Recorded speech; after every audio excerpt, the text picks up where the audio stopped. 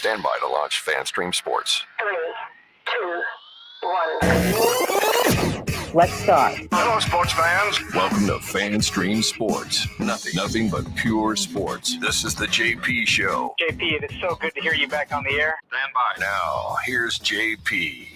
All right. Happy Monday, everybody. Man, it's been a long time since I chatted with you wonderful people. Although I got to chat with so many of you face-to-face for the last week, been out and about after our vacation weeks. Thank you very much for listening to our July 4th podcast. Hope you got a lot out of that. And we are ripping and ready to go. So much has happened in, well, not a lot's happened in the last week. It was a pretty good week to take off. But we're back, and we're glad to be back with you guys, and really have been out and about talking to so many of you and doing some charity events and being out at events. And so many of you have come up and said, hello, hey, man, we listen every day. Thanks so much for doing what you're doing. Trust me, it's a pleasure for us. We love it. We absolutely love it. We love what we do, how we do it, and that we can bring it to you free of any corporate media interference than our own podcast and live stream here. Nick Geddes from I can't say outkick.com anymore. You already made your announcement on social media. You got to do it here. Yeah, good morning to you. Welcome back. Yeah. As of last week, my time with Outkick has ended. And as of today, I'm starting with Outsider in a similar role of sports content and writing and stuff like that. So nice. The next step, congratulations. Thank you. The next step in continuing to live out what I've always wanted to do, and that's write about sports. Obviously, here we get to talk about sports. So cannot complain with anything, but I'm very excited to go. And so tell me a little bit about Outsider. I don't know much about it. Yeah, Outsider is kind of part of, if you know, like the On3 brand, the On3, which does the college football. They do a lot of NIL kind of stuff. This is kind of something that they're a part of as well, which is Outsider. And it's kind of sports, entertainment, lifestyle. A lot of it's centered around like country music, which is like interest that I have a lot. Nice. A lot of Yellowstone writing. Oh, great. And sports mixed in. So fantastic. Kind of like fits my personality and my interests. So congratulations. Good team so far. I'm very happy. Awesome. Well, we're glad that you could still be working with us, which is most important for our listeners and viewers. So they love you, and we're glad we can. And now, they may not know this, but you were kind of doing two things at one time, because your schedule would not permit. You're kind of overlapping. So at times you had to be doing some stuff for Outkick, but now you don't start your schedule a little later on in the day. So you're supremely focused in on this show. Yeah, 100% focused. Which is great. No more of my 2 computer setup here.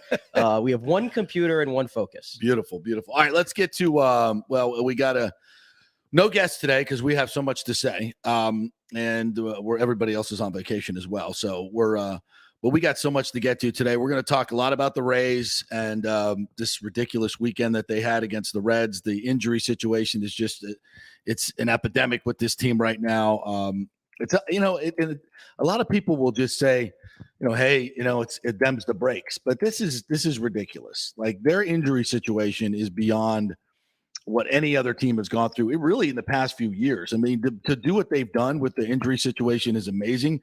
Can you imagine if they just had the regular amount of injuries like other teams? It wowould be off the charts. So we'll get into the Rays a little bit, what's going on with them, because they start a huge 4-game set with Boston here at home tonight. And I mean, they're devastated by injuries right now. So we'll get to that. Last week, Stu Sternberg spoke against a lawsuit, the first really vociferous and poignant comments from him about this lawsuit. So we're going to get into that, what I think it really means. And I think it's positive. If you're Stu's going to sell soon, we'll get the deal done in Tampa guy. I think it's positive, and I'll tell you why. The Ryan McDonough trade last week was, boy, that's about as bittersweet as it gets for Lightning fans. A lot of emotion involved in that. So we're going to get into a little bit of the whys and what happened there. And hopefully what is to happen coming forth. Lots of talk about realignment in college football, which, so many people have been asking me where I think FSU is heading, where USF is heading. I mean, it is a crapshoot right now. But I've talked to a lot of people that are pretty knowledgeable about the situation. And so we'll get into that a little bit and give you some insight into that. A lot of NFL kind of contract news out there. Lamar Jackson tweeting out a picture of a grill that says, "I need money." Which the funny part about that situation is always kind of been like, oh, Lamar's, he's going to, sign a team friendly deal, and everybody's kumbaya. He doesn't have an agent. He's not all focused on money. Apparently he's focused on money because he didn't go to the OTAs, and that's great. He should be. He needs to get his money. There's no question about it. He deserves it. He needs to get his money. I think the Ravens are probably like thought maybe they could kind of take him along a little bit and franchise him and stuff. That ain't happening. No, that ain't happening, and nor should it. Quite frankly, he needs his money. No question. And also, Baker Mayfield is in our division now. I think that happened, on Thursday That's or right. Friday? Yeah, Baker Mayfield is now in our division, so add that to the docket as well. Yeah, some thoughts on that. We'll have some thoughts on that as well. So there's still a good amount of stuff to get into today. And I just saw also the Lightning are not tendering qualifying offers to any of their RFAs by the 5 p.m. deadline today. So there you go. Free agency is about to get hectic. Well, who's on that list? I believe that's got to be like Ruda and Palat. I believe they're on that list. They're not restricted. They're free. Well, we'll get to the specifics of that. But basically, when we get to the Lightning stuff, it's McDonough's contract at 6.75 for the next 4 years was just going to give them zero flexibility, and we're going to get into it in a little bit later on. But I thought, the fact that he had a no trade clause, he really could have held a knife to the Lightning's throat, really, in terms of payroll. But he didn't. He didn't do that, and it's just, these are the type of guys and the character that you have. And I know it had to, for Brisebois and everybody in this organization, it's the business part of it that just absolutely sucks.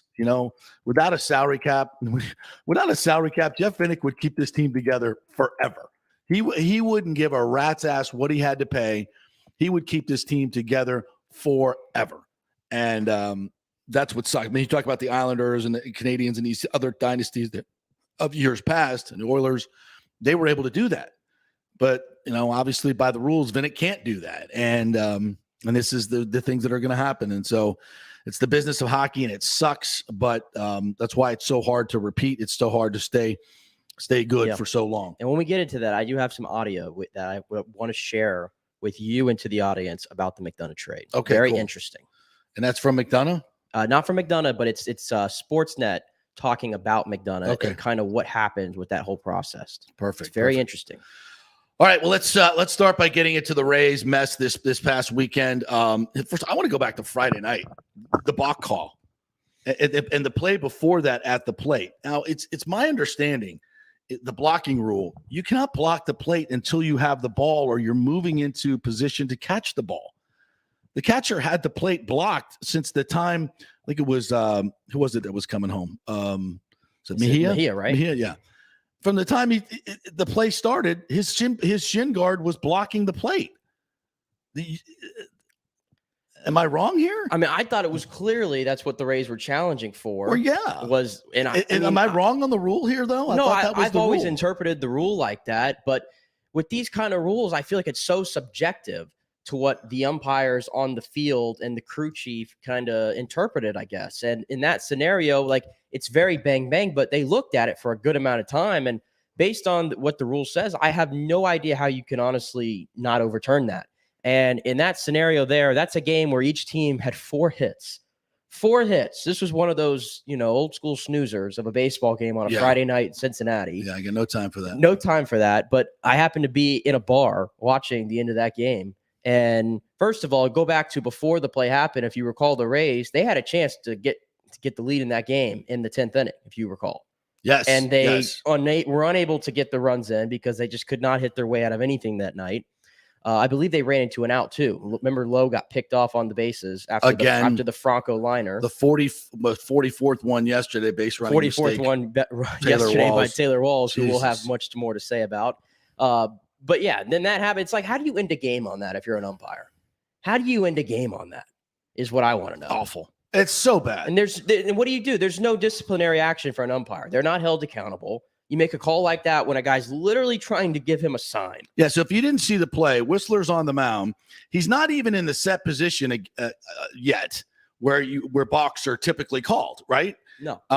He's looking in for the sign, And how many times have you seen pitchers take their glove hand and just give like a rolling sign? If you're watching, you can see me doing this. I need the sign sequence again, or give me another sign. Yeah, they flip their glove. That's exactly what he did. And he calls a balk in that situation and ends the game? Like, what the F are you talking about? That's not even close, and it's not reviewable. I guess there's no really sense to doing it, but I thought, I think, and Cash said after the game that he did not see it. Of course, he didn't see it because you probably wouldn't, it wasn't a balk, number one. But you have the call here. Let's play the audio and just see if anybody can make sense of any of this stupid stuff. It's just ridiculous. Never seen this in baseball. Runner on third, 10th inning. Yeah. A point to the pitcher. It's a balk. That's a walk-off balk, and the Reds win. What? Whistler's like, what? What are you talking about? Cash comes out. Whistler can't believe it. Kevin Cash out to argue the fireworks flare on the third walk-off win of the year in the homestand, and it comes on the most bizarre of balk. That's the most anticlimactic thing I think I've ever seen in a game. But look at this picture right here. This is the balk right here. That right there. Yeah, that's not a balk. It's not a balk. It's a guy asking for another set of signs. He wasn't even in the set position. I mean, and I know you can call a balk when they're not in a set position, but typically you wait till they're in this, that's where the spirit of the rule is. What is that? Now, again, we could sit here and say, you got to score more than one run. You got to take advantage of your chances and all those particular things. Here's the Whistler sound afterwards too, where he was just like, absolutely, I don't know. I think he actually replayed it out right here too. Yeah. Can you just show us what you mean so I understand explain it properly? I felt like sometimes I'll do this to get a different sign. I felt like I didn't move anything. I felt like I just did this. So you tapped your leg. I tapped my leg. You were moving your No. I tapped my leg. Just tap your left this. leg with your left hand. This is what I feel like I do. I do it a lot, Right. especially when I get signs and stuff. And sometimes it might look like I'm doing this, but I don't feel like I did it. So when I come set, I sometimes do that, but sometimes I just tap my leg. So it might be that he's used to seeing me tap into it, and I didn't get into it. So by tapping your leg, he thought you moved your leg. Probably, yeah. Probably. That's probably what he saw. He probably saw movement and thought that I flinched, which is obviously from 60 feet. Hard to see, but he probably saw what he saw, and it happens. And, obviously, I don't know. Maybe I did move. I don't know. Yeah, it was kind of exactly what I thought it was going to be. He's searching for another sign, something he's done before. And honestly, as a pitcher, I feel like I've probably done that before in my career. You're looking at your catcher and you're just signaling him, hey, give me another pitch right here. And that's what he was doing. He wanted another pitch, and, it was called a. Yeah. It's just ridiculous. But that doesn't go to, it doesn't go to the actual the fact that the Rays are not playing good baseball. We have to point that out, though. It's just that's a BS call. And as far as the blocking the plate goes, this was when the rule was instituted in 2014. This was a story that was written about the spirit of the rule. It said the key point here is, according to managers who saw the letter that came from the league, is that common sense must prevail. Specifically, even though catchers are required by the letter of the rule to allow a part of the plate to slide to, a runner who is clearly beaten by the throw should not be called safe on a technicality. Right. But there was absolutely nothing. There was no part of the plate that he was allowing the runner to get to. Like zero part of the plate. His foot was about a foot over the plate. His shin guard was covering the entire plate. And that was from the beginning of the play. And that's where the spirit of the rule is. The catcher is supposed to allow a piece of the plate for the runner to get to. And there was none in that case. I mean, you could look at that 25 times and say, where is he giving Mejia a chance to slide? And there was none. And it was a close play. It was a bang, bang play. He may have even beaten the throw in terms of his foot getting in there to the back part where he kicked his foot out that was blocking the plate. So by that rule, I mean, that's, again, complete umpire incompetence. I don't want to spend too much time on it, but that can't happen. I'm about ready for every passing day, and I know that maybe this doesn't have anything to do with it, but I'm ready for robo-umps. I'm more and more. Good God. More and more, I'm starting to get to that side. I've always loved the unpredictability of baseball, and I've loved kind of the subjectiveness, I guess, but too many times now, maybe it's because I feel like the Rays have gotten burned with it a few times this year. Just way too much going on, inconsistencies right now for me. It's terrible. And obviously in a situation like that, you got to have live umps. Robos can't make that call, but like somebody needs to, I would like for the umpires to have to explain to me.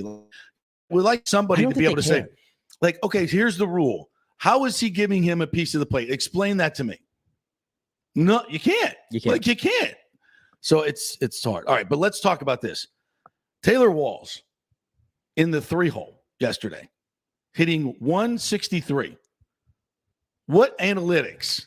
What analytics in God's name can you tell me that you're going to put that guy in the number 3 hole, who then strikes out 4 times in the game, makes a stupid play on the base paths? Explain. You want me to explain? You heard him say something on the radio. I didn't. Somebody was listening to the radio and put on Twitter. I guess it's to break up the righties that they had, because they had Yandy and then they had who was it that was hitting second yesterday? Reynolds. For the Rays. Harold Ramirez. There you go, Harold Ramirez. My gosh, my brain. Harold Ramirez, and then it was Walls, and then it was Arozarena and Paredes. I think he was there to kind of break up that righties type thing. So when they get to the bullpen, I believe, I think that's why he was there, because he's a switch hitter, obviously. But again, I think every Rays fan and anybody who was watching baseball yesterday, when we saw that lineup card come out, it's a one collective what the F.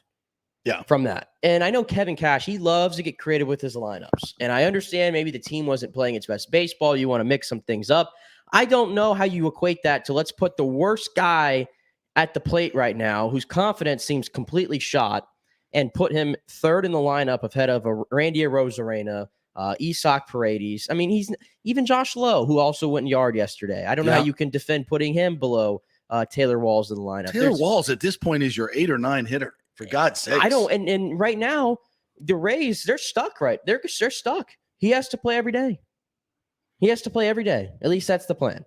Well, you were mentioning, because you're more in tune to this than I. Aranda's down at Durham. Well, he just came up. Yeah. Aranda came up.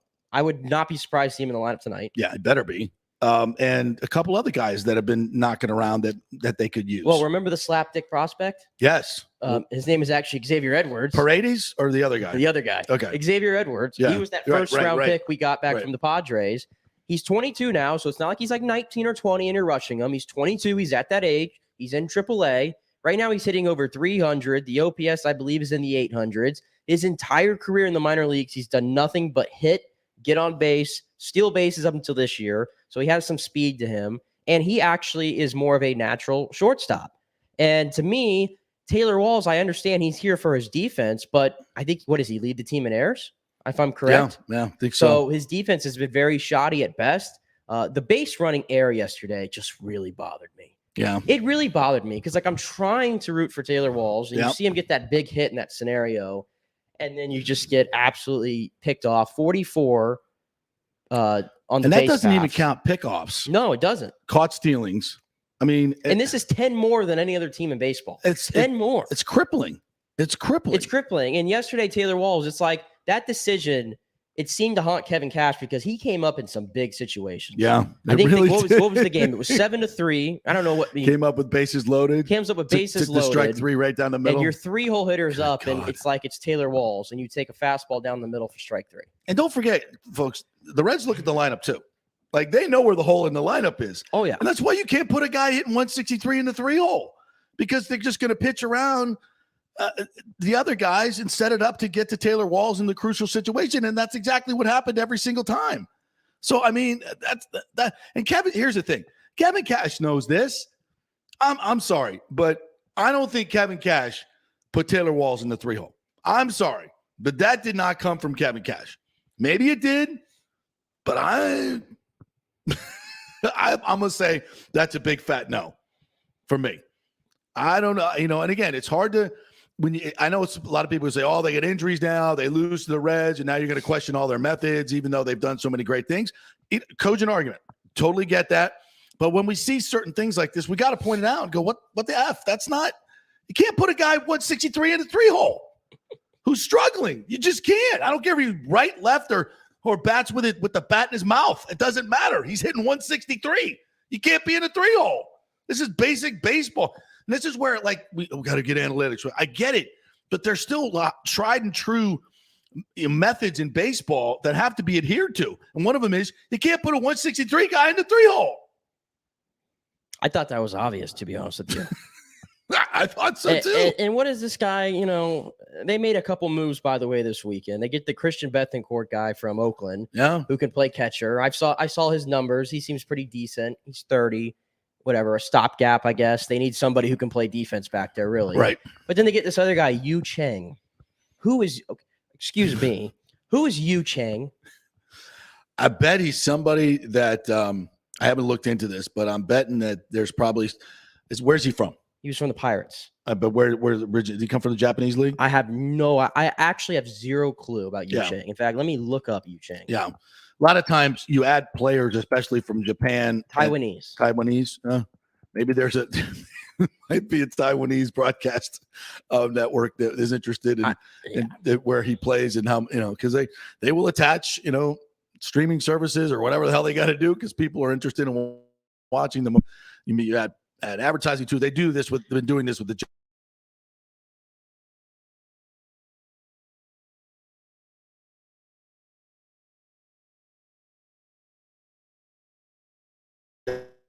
Japanese. I have no idea if that's weekend. So a versatile guy, and I guess he's gonna have to play a considerable amount now because we need bodies at this point. Yeah. But maybe this is their thing. They'd rather bring in these guys who are reclamation projects who have at least played in the majors rather than do the whole rookie thing that wasn't really working out. Well, I hate number one, I don't want them trading any high-level prospects for this season. This season, it's just bad baseball. It's not a good mix of players for whatever reason. Everybody's hurt. There's some years you got the mojo, some years you don't. And I just this just seems one of those years that it's just not going to work for the Rays. And I don't want to give up on the season, but with this, KK's going to have hip surgery. He has to. It wanders out for 2 months. Jeffrey Springs went on the IL. Jeffrey so Springs another starter. has an issue with bringing up Fleming, who will probably start tonight. And you're in a division with just huge talent gaps. And look at the Orioles. Yeah, the Orioles are nipping on our heels now. They've won 8 in a row. Yeah. I said this earlier in the season, Matt, when I was like, they've got some good young players. They got a nice little core that's forming there. Yeah, they really do. And by the way, much cheaper tickets than the Rays do, by the way. Some of the fans pointing out to me this weekend, what a wonderful place. What a wonderful place to go and watch games for $10. Everybody's doing it around baseball except Tampa Bay. Everybody in baseball gives away $10 outfield tickets, $8 outfield tickets. Get people in the park. Get your own fans in the park instead of concentrating on soaking the visiting fans with really high-priced dollars and pricing your fans out like our team does. Nobody seems to want to talk about that either but us. It's bullshit. It's complete bullshit, and it needs to stop. They need to give some low-price options for our fans. And I'm sick and tired of talking about it. And I know, but nobody. It's frustrating for me because I feel like we're the only people in the Rays fans on Twitter, the ones that aren't, completely in the bag for the team and management, who are, cannot see the Rays do any wrong whatsoever. You people need to open your eyes. But no, it's ridiculous. All these great American ballpark too. You watch that Reds ballpark on TV this weekend. It's a beautiful ballpark. By the way, it's hot in Cincinnati too. They seem to figure it out. It did look very. It's a beautiful ballpark. It's amazing, and they're all over baseball. Except we got this shit box over here, and everybody. Well, I'll be in said shit box tomorrow. By the way, I got club tickets tomorrow. Ooh, really? Club tickets tomorrow. Perks of knowing people, and I didn't realize until I looked. It's actually Chris Sell's return. Oh, really? Yeah. So he's coming back. He pitches tomorrow. So again, the Lakeland Red Sox guy. That's why Lakeland we say. Guy. Yeah. Hey, new FGCU guy. Which, fun fact, I went there for 2 years before UCF. Who's that? So, FGCU. That's right. So me and Chris Sell are almost. We went to the same college together. So connections there. A couple of comments here from our folks watching on YouTube. This is from Joe F. The team was a question mark from the beginning. Same issues from the start of the season are still coming up. Errors and hitting. Absolutely. No question. Luke W. The other thing is Neander and Bendix need to talk at the break. They have been kind of invisible the first half. They have, haven't they? Haven't really heard much from them.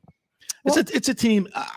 I'm not quite sure how open to the press, other owners, GMs are in other markets. I'm not going to make a comment on that, but they seem to have been kind of invisible. Well, I think Neander, he does like, I think a weekly or like maybe a bi-weekly or monthly appearance. One of those three, I think, on 6. I think he does one over there. I'm pretty sure. Yeah. But besides that, I think that's it. Yeah. Luke W says Springs is a phantom injury. Load management is just like Rasmussen. I also read that Springs has a 5-year-old boy that's going through some serious treatment at the hospital too. I think that's, if I said that the right way. Yeah. His son Stetson. So that may be part of it too. And prayers for that. That's way more important than baseball. That's for damn sure. But yeah, this team I just don't see it going anywhere at this point. It's, if there's some nice pieces here and maybe you just spend the year trying to develop rookies and bring guys up, that's fine with me. This year just is not working. It's not working. And by the way, congrats to Shane McClanahan, the best pitcher in baseball. He deserves to start the All-Star game, but politically, my guess is he won't. No, because Major League Baseball does not want to, they want to find some big name pitcher to be on the mound. They don't want some Tampa Bay guy that nobody's heard of. I bet it's going to be Ohtani. Of course. It's probably going to be Ohtani versus like Kershaw. Just so they have their little LA, fest. Yeah, of course. Yeah, which, the game's in LA. I get it. But who's deserving to start? But really, though, it should be the battle of the Florida guys. It should be McClanahan and Alcantara. That's who it should be. Chances of that happening? Zero. Yeah, you'll get that in the third inning.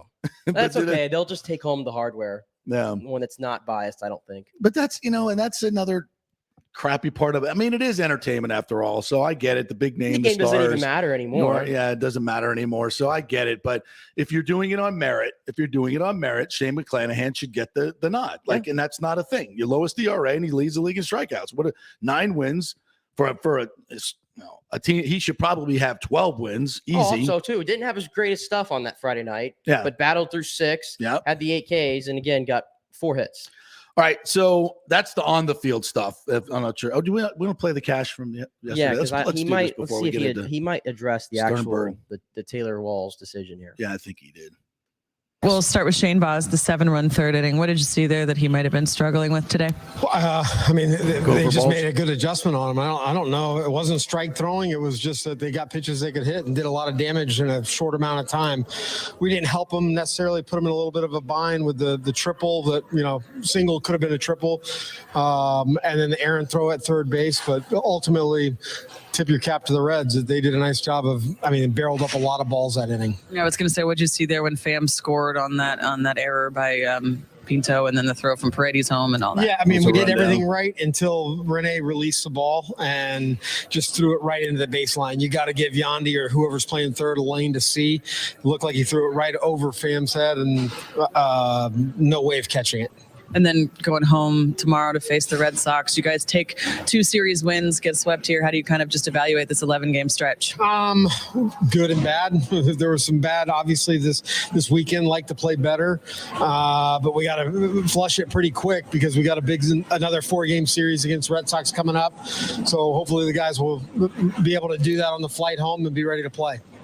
In a weird way, to maybe playing the Red Sox kind of gets you guys playing some of your better games. They moved on quickly from that. Sure, I'll take that. We'll take whatever right now. We got guys that are getting their first consistent reps in the big leagues, and if that motivates them, I'm sure there'll be some pretty good crowds and division rival. We need to play good. I know this is earlier in the game, it separated, but Taylor Walls, the play at first base, wide turn. It just can't happen. It's got to stop. It's not on Walsey. It's collectively on all of us. We got to do a better job on the bases. Just overall a tough weekend between the injuries and getting swept there soon. Yeah, look, the injuries are the toughest thing, no doubt. They always are. They always will be. But you got to overcome them. We looked out at our positioning in our lineup right there at the end of the game. When you're missing 5 everyday players, you're going to see the effects of it. Saying that, it's opportunity for these guys, and hopefully they can make the most of it. Joshua, you've been talking about him hitting the ball hard a lot lately. He got a home run today. As much as he's going to need to play a lot now, something like that kind of help get him rolling a little bit too. Yeah, I'd like to think so. He has swung the bat pretty well too. Yesterday he lined out twice. Today he got a hit the other way off a pretty tough lefty and then knocked the ball out of the ballpark. So that's encouraging. Well, I like to hear him calling out Taylor Walls for that. Definitely.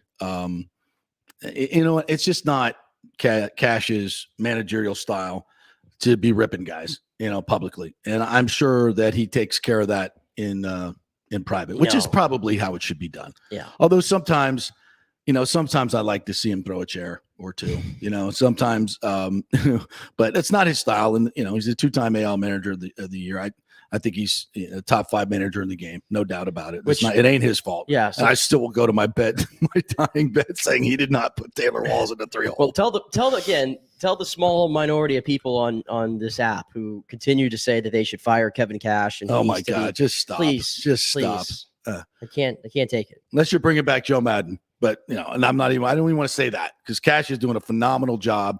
I just, I don't know the inner workings of it, but I know a little bit about it. And you hear stories about, that lineup coming down from up above, but Cash does have obviously has some input from it as well.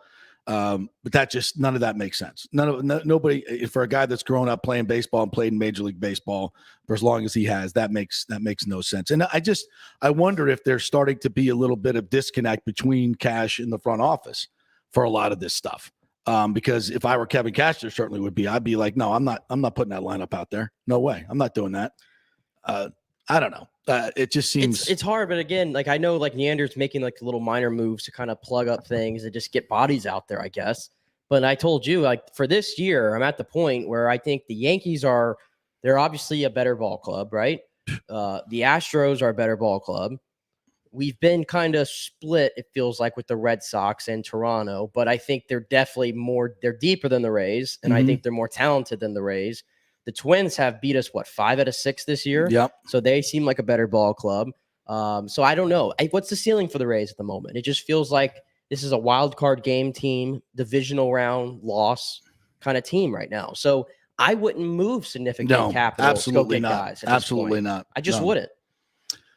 No, and this is kind of transitioned into the overarching thing of where is this team now? Because, and I've said this for a long time, the Rays have been one of the greatest stories in the history of baseball for the way they have won under the salary constraints of which this ownership group, Stu Sternberg in particular, is no group. Stu Sternberg, who basically has said we're not going over $80 million under any circumstances, which is about half of what the league average is. So simply say that again.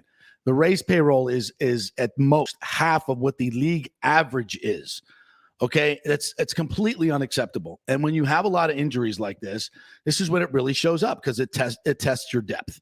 And they don't, at this point, they don't have any. They've made, they've given away some of their depth to acquire some players, and they've done some great trades, and we appreciate all those things that they do it. But what spending to the league average does is it gives you some fallback. It gives you some depth and some proven players, some experienced players in this league that you can always lean on. I would also say, are the injuries part of this crappy turf that we play on?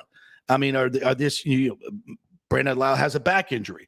A lot of that comes from, standing on that stuff or whatever it is. Kevin Kiermaier has a hip injury. Franco had the thigh injury that he himself attributed to playing at the Trop. I remember Kiermaier, we had the audio from Rock Riley a couple weeks ago where he said, years of playing on the turf and all that, he let it slip a little bit. Yeah. So, yeah, I mean, that's part of it. And that's, that I know they're going to be in the Trop for at least 3 more years, but you can replace that stuff. And I know they have a marketing agreement with Shaw Fields.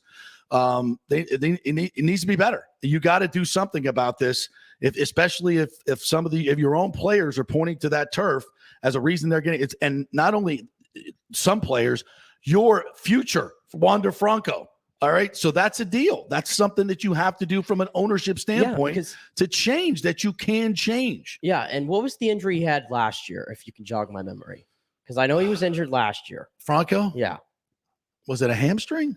And hamstrings are part of the issue on this turf, by the way. Yeah, I want to say it was something leg. My point is, it's like Wander Franco hasn't even been in the big leagues for, I think, a full 162 game yet.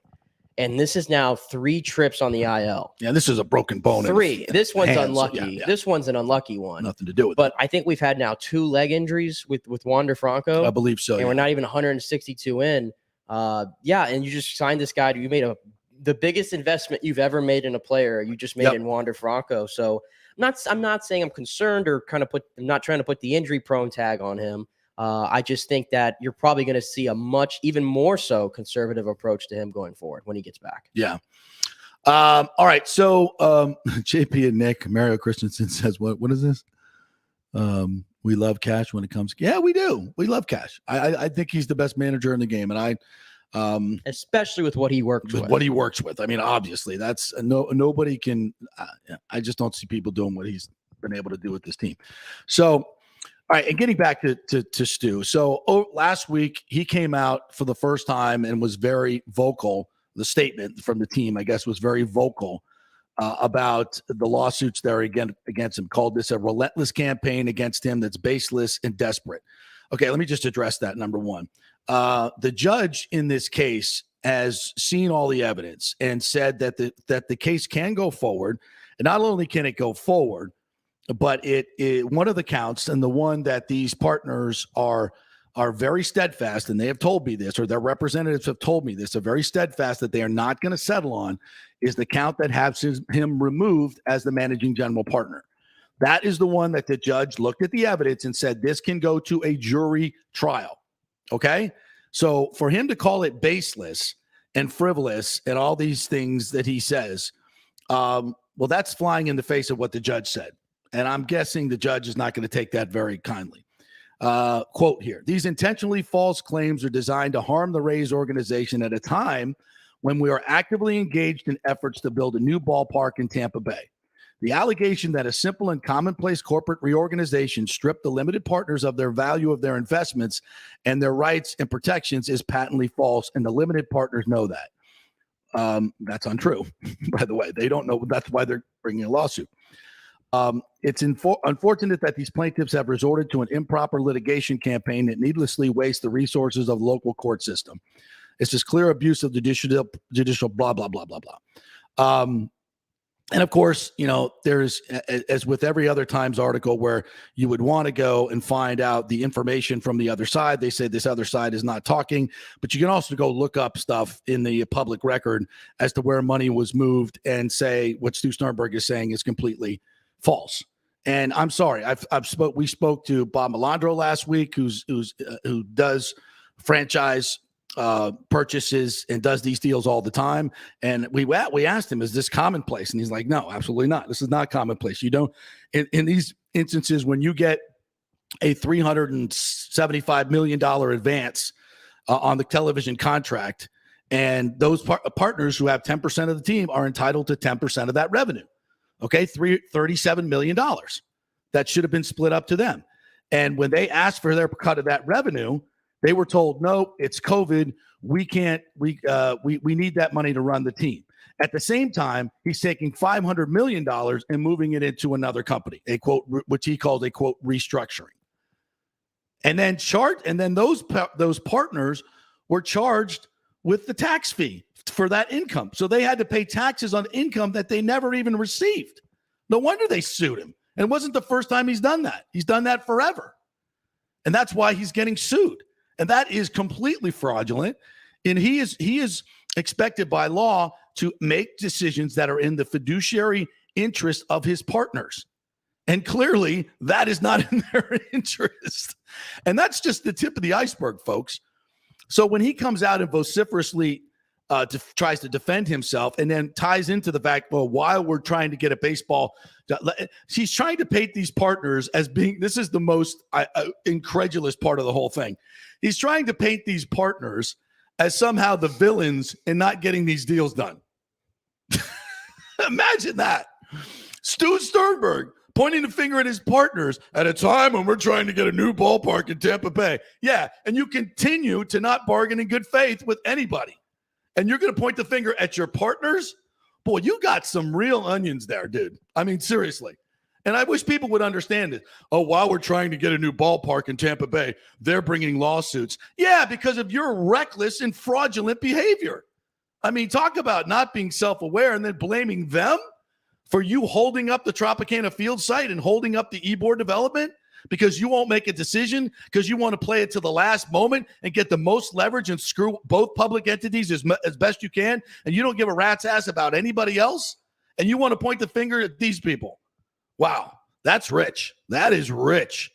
And I'm pretty sure you're not going to see anybody else pointing that out but us. But you fans should know that is a joke. A complete and absolute joke. And why is he doing it? Well, my guess is that he's getting heat from Major League Baseball. And he wants to make these partners the villain so that there'll be public pressure on them to somehow settle the case. But to me, there should be public pressure on Stu Sternberg to come out and be much more forthcoming and just sell the damn team and move on. Sell it to local ownership.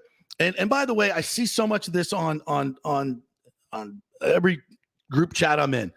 The Nashville group is not coming here to buy the Rays.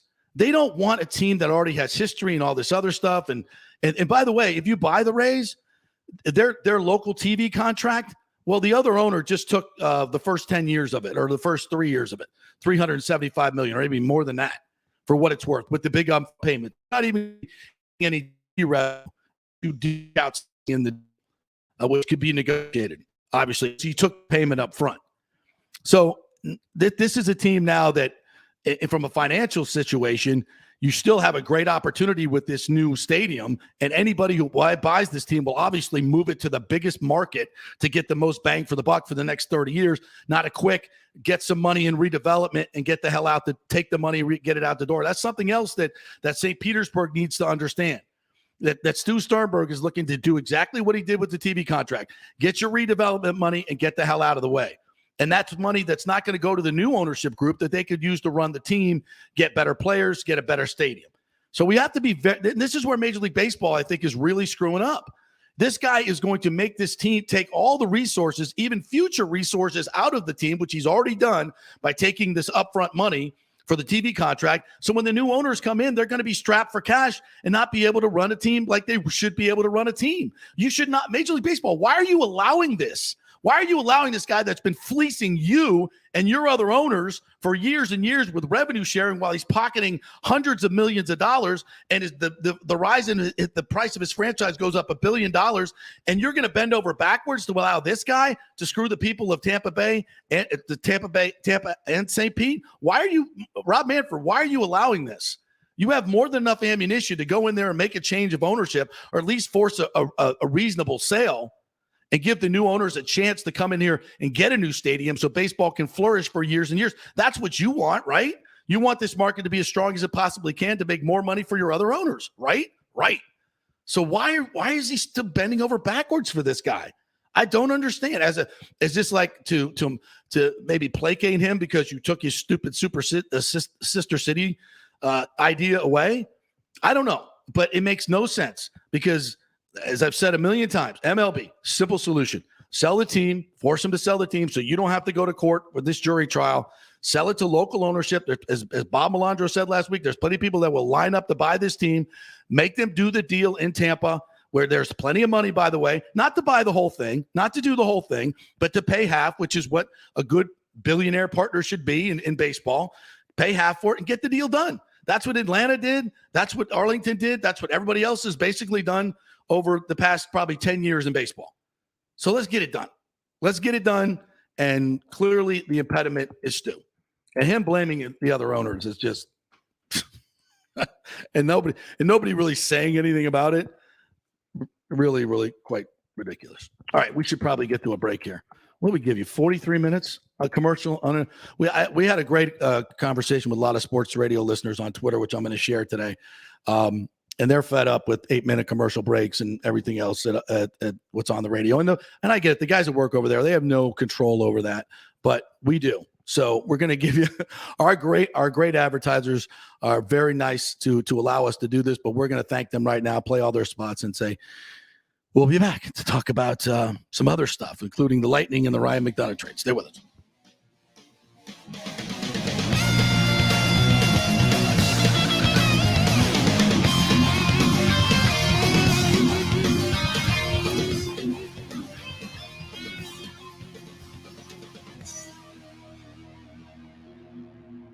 The world economy is in chaos, and mortgage rates are going to go higher in the next few months. Meanwhile, home values are up 24% in some neighborhoods of Tampa Bay. Do not miss this opportunity to refinance your home, get some much-needed cash to handle skyrocketing inflation, and fill up your car. Contact Scott Fitzgerald at American Mortgage Services. Even if you've recently refinanced, Scott can make the deal work because he charges no lender fees like the big boys do.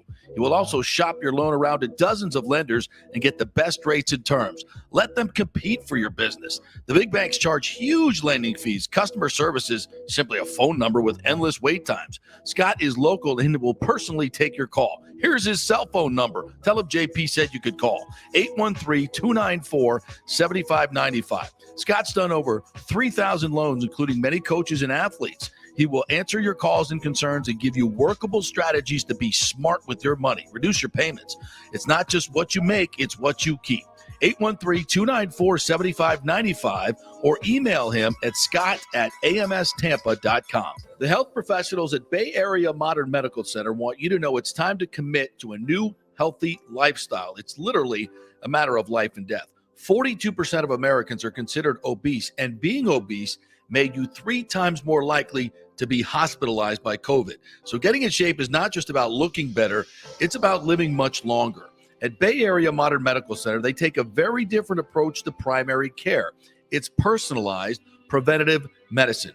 Christopher Lugo and his experienced staff are proactive in looking at your issues before they become a problem, encouraging a healthy lifestyle with proper diet, supplements, and exercise to optimize your active lifestyle. Building up your immune system, not destroying it with poor nutrition and bad habits. So call for an appointment, maybe change your primary care and get on a journey back to full health and a happy life. Call 844-977-3477 or go to BAMMC.com. Tell them JP sent you for priority scheduling.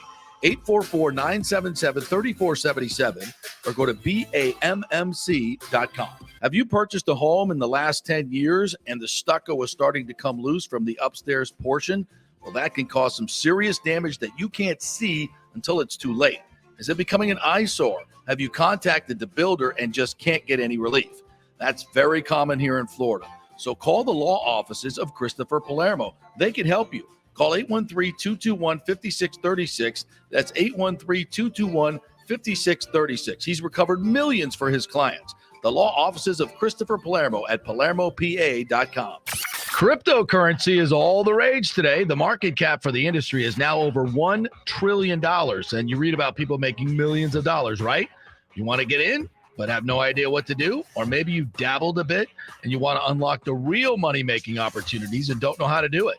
There are over 10,000 tokens and thousands of decentralized finance exchanges to navigate. So what do? You go to DeFiLava.com. The folks at DeFiLava.com are in Tampa Bay, and they work with you directly to set up custom accounts, answer all your questions, and provide market analysis. Decentralized finance and cryptocurrencies are here to stay and will change the financial markets as we know them. Get in the game. Get with the experts at DeFiLava.com and tell them JP sent you and get their free 2022 crypto market forecast today at DeFiLava.com. Don't get left behind, folks. Make some money at DeFiLava.com. Italiano Insurance has been serving and working in our community for over 60 years, and it's not just about insuring all the pieces of your life. Italiano is as much a part of Tampa Bay as the Cuban sandwich, Gasparilla, and our Bucks, Lightning, and Rays. They're also active supporters of great charities like the Humane Society, Metropolitan Ministries, and local pediatric cancer centers. Hey, we all need insurance, so do business with a local company with a commitment to our community. Don't call some 1-800 number. Call Italiano and be greeted by one of your neighbors. That's 813-877-7799 or ItalianoInsurance.com. Named the Small Business of the Year by the Tampa Chamber. 813-877-7799. Let's go. Right now, back to the show with JP on FanStream Sports. All right, welcome back to the JP Peterson Show, brought to you by the Golden Diamond Source, the great folks over there. Julie and Steve Weintraub did a big charity event this weekend, the Denim and Diamonds at the Don Cesar, which was absolutely fabulous. We raised over $150,000 for Special Forces Foundation and Bridging Freedom, which is a group, just a great group of folks that build safe houses for sex-trafficked young ladies ages 12 to 17 that have no place to go. When they save these girls from their sex traffickers, they typically have to put them into the foster care system, which frankly is can be worse sometimes.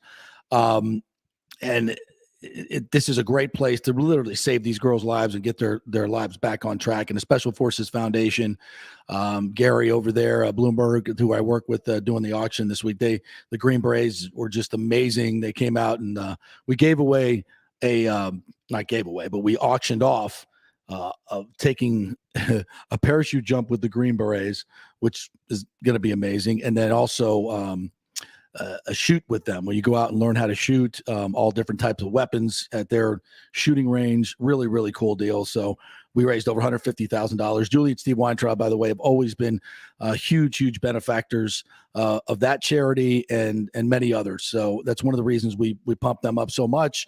It's not just because it's a great place to go to get great jewelry at the greatest prices with the greatest staff. You can bring your old jewelry in there. They'll give you money for a new purchase. They're the greatest folks in the world, and you're going to get a great deal over there. So if you're looking to buy a diamond for an engagement or for an anniversary or something like that, that diamond will never lose its value if you want to come back and bring it back and upgrade it. It's just like doing business with family because they're your family. When you buy something there, you become part of the family. It's the Golden Diamond Source, 3800 Ulmerton Road, always online at thegoldendiamondsource.com. So we thank them for being great sponsors of the show and allow us to do what we do. All right, so the Ryan McDonough trade went down last week, and it was heartbreaking for so many. So many. I thought Alex Killorn had a great take on his teammate. And Joe Smith wrote about it in The Athletic, just talking about all the things that he did in terms of sacrificing his body, kind of a quiet leader, so hard to play against. It's just he was such a key. And remember back in the 2021 run, John Cooper even said that he should be up for the Conn Smythe. And, that's because they watch the tape and they see what they do and the little things that they do and the big things that they do.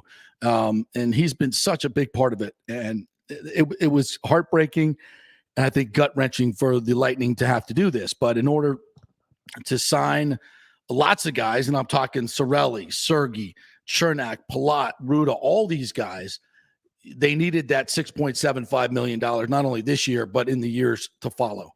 And these are the tough choices that you have to make. And he found his way to Nashville. They get Philippe Myers back, who's a 6'5", really good skater. I think the Lightning feel like he's got a lot in him. He's only 25 years old. And they get a forward from the minors with maybe the greatest name in hockey, Grant Mishmash. Just love that name. So it's something that had to be done, and it's sad to see him go. And Lightning fans are, it's gut-wrenching, but it's part of the business. It's part of the business, and I feel like we kind of saw it coming. I felt like it was going to be him or Killorn, one of the two.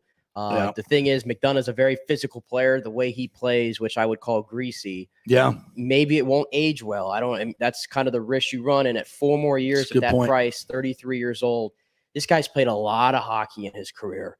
A lot of hockey. Before the Lightning, you remember, he went on a lot of deep runs with the Rangers. This guy's done nothing but play playoff hockey his entire career. He's a winner. Reason why every team he's been on, I think, has gone to the playoffs. He's a winner. Yeah, he's a winner. And you talk about that trade that they made at the time, which even at the time we were like, the Lightning just fleeced. Yeah, totally did. No offense to Vlad Nemesnikov and who was it? Brett Howden and Libor Hayek or whoever it was. But Ryan McDonough and at the time JT Miller, that was a steal. And that was one of the trades that I think flipped the Lightning's identity over. Yeah, and to making them a physical team on the back end. And quickly became one of my favorite players, maybe my favorite player on this team. And the Philip Myers guy is interesting. You said this, the 25. I think skating is actually one of his weaknesses. And Breeze Boss said that he thinks they can fix their skating because the skating program here is fantastic. But if they were to just like straight up cut him, they would save $2.5 million on him. So they see something in him. So they've said they're not going to do that, but it's kind of interesting because Nashville wasn't even really using him. He was like a 7th D. I think Breeze Boss said at this time. Yeah, at this time. So that could change. AKA, let's see what we can do with Ruda first. Yeah.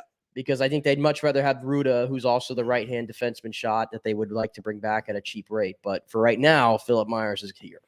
So that was the tough part. You got some audio from who's this from? It's from Sportsnet here.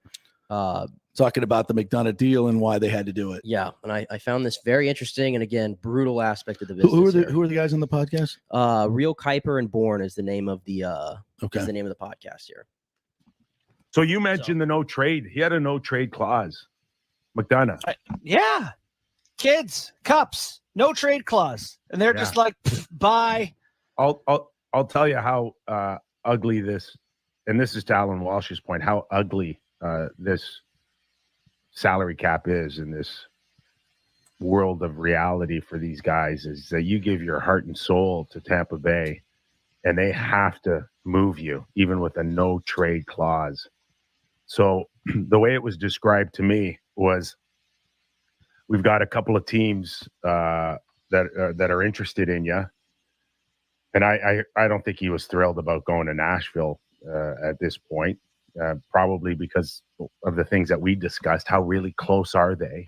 Right. And he had some control with the no trade, but the no trade isn't a no move.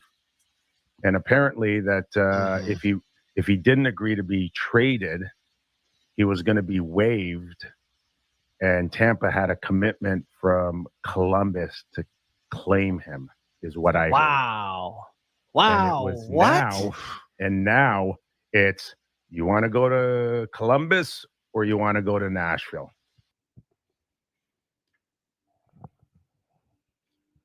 Ouch. We don't know the veracity of that particular report. So, but that's the business of hockey. Yeah. And it's the other part of it. You're living on Davis Island. You got your kids here. It's all part of it. I mean, you don't want to move. You don't want to go anywhere. No. And you know, the Lightning signed you to a deal, but they also signed the deal knowing that there's other ways to move players. Yeah. And, you know, I just, it doesn't sound like the Lightning organization. I mean, that made it sound really, really dirty, to be honest with you. That made it, and I don't know, we don't know if that's the case, number one, but of course he doesn't want to leave. Of course he doesn't want to leave. But do you want to sit here and you want to be here and where you're not, you know, quote, not wanted either? When you go to a place like Nashville, to me, as far as a city to live in and a place to be, there's worse spots. Yeah. I mean, Bill Wickett went from the Lightning. He's one of their top, he's their marketing director and was here as well. Yeah. I think it's very similar. I mean, you're not going to find an owner like Jeff Vinnick.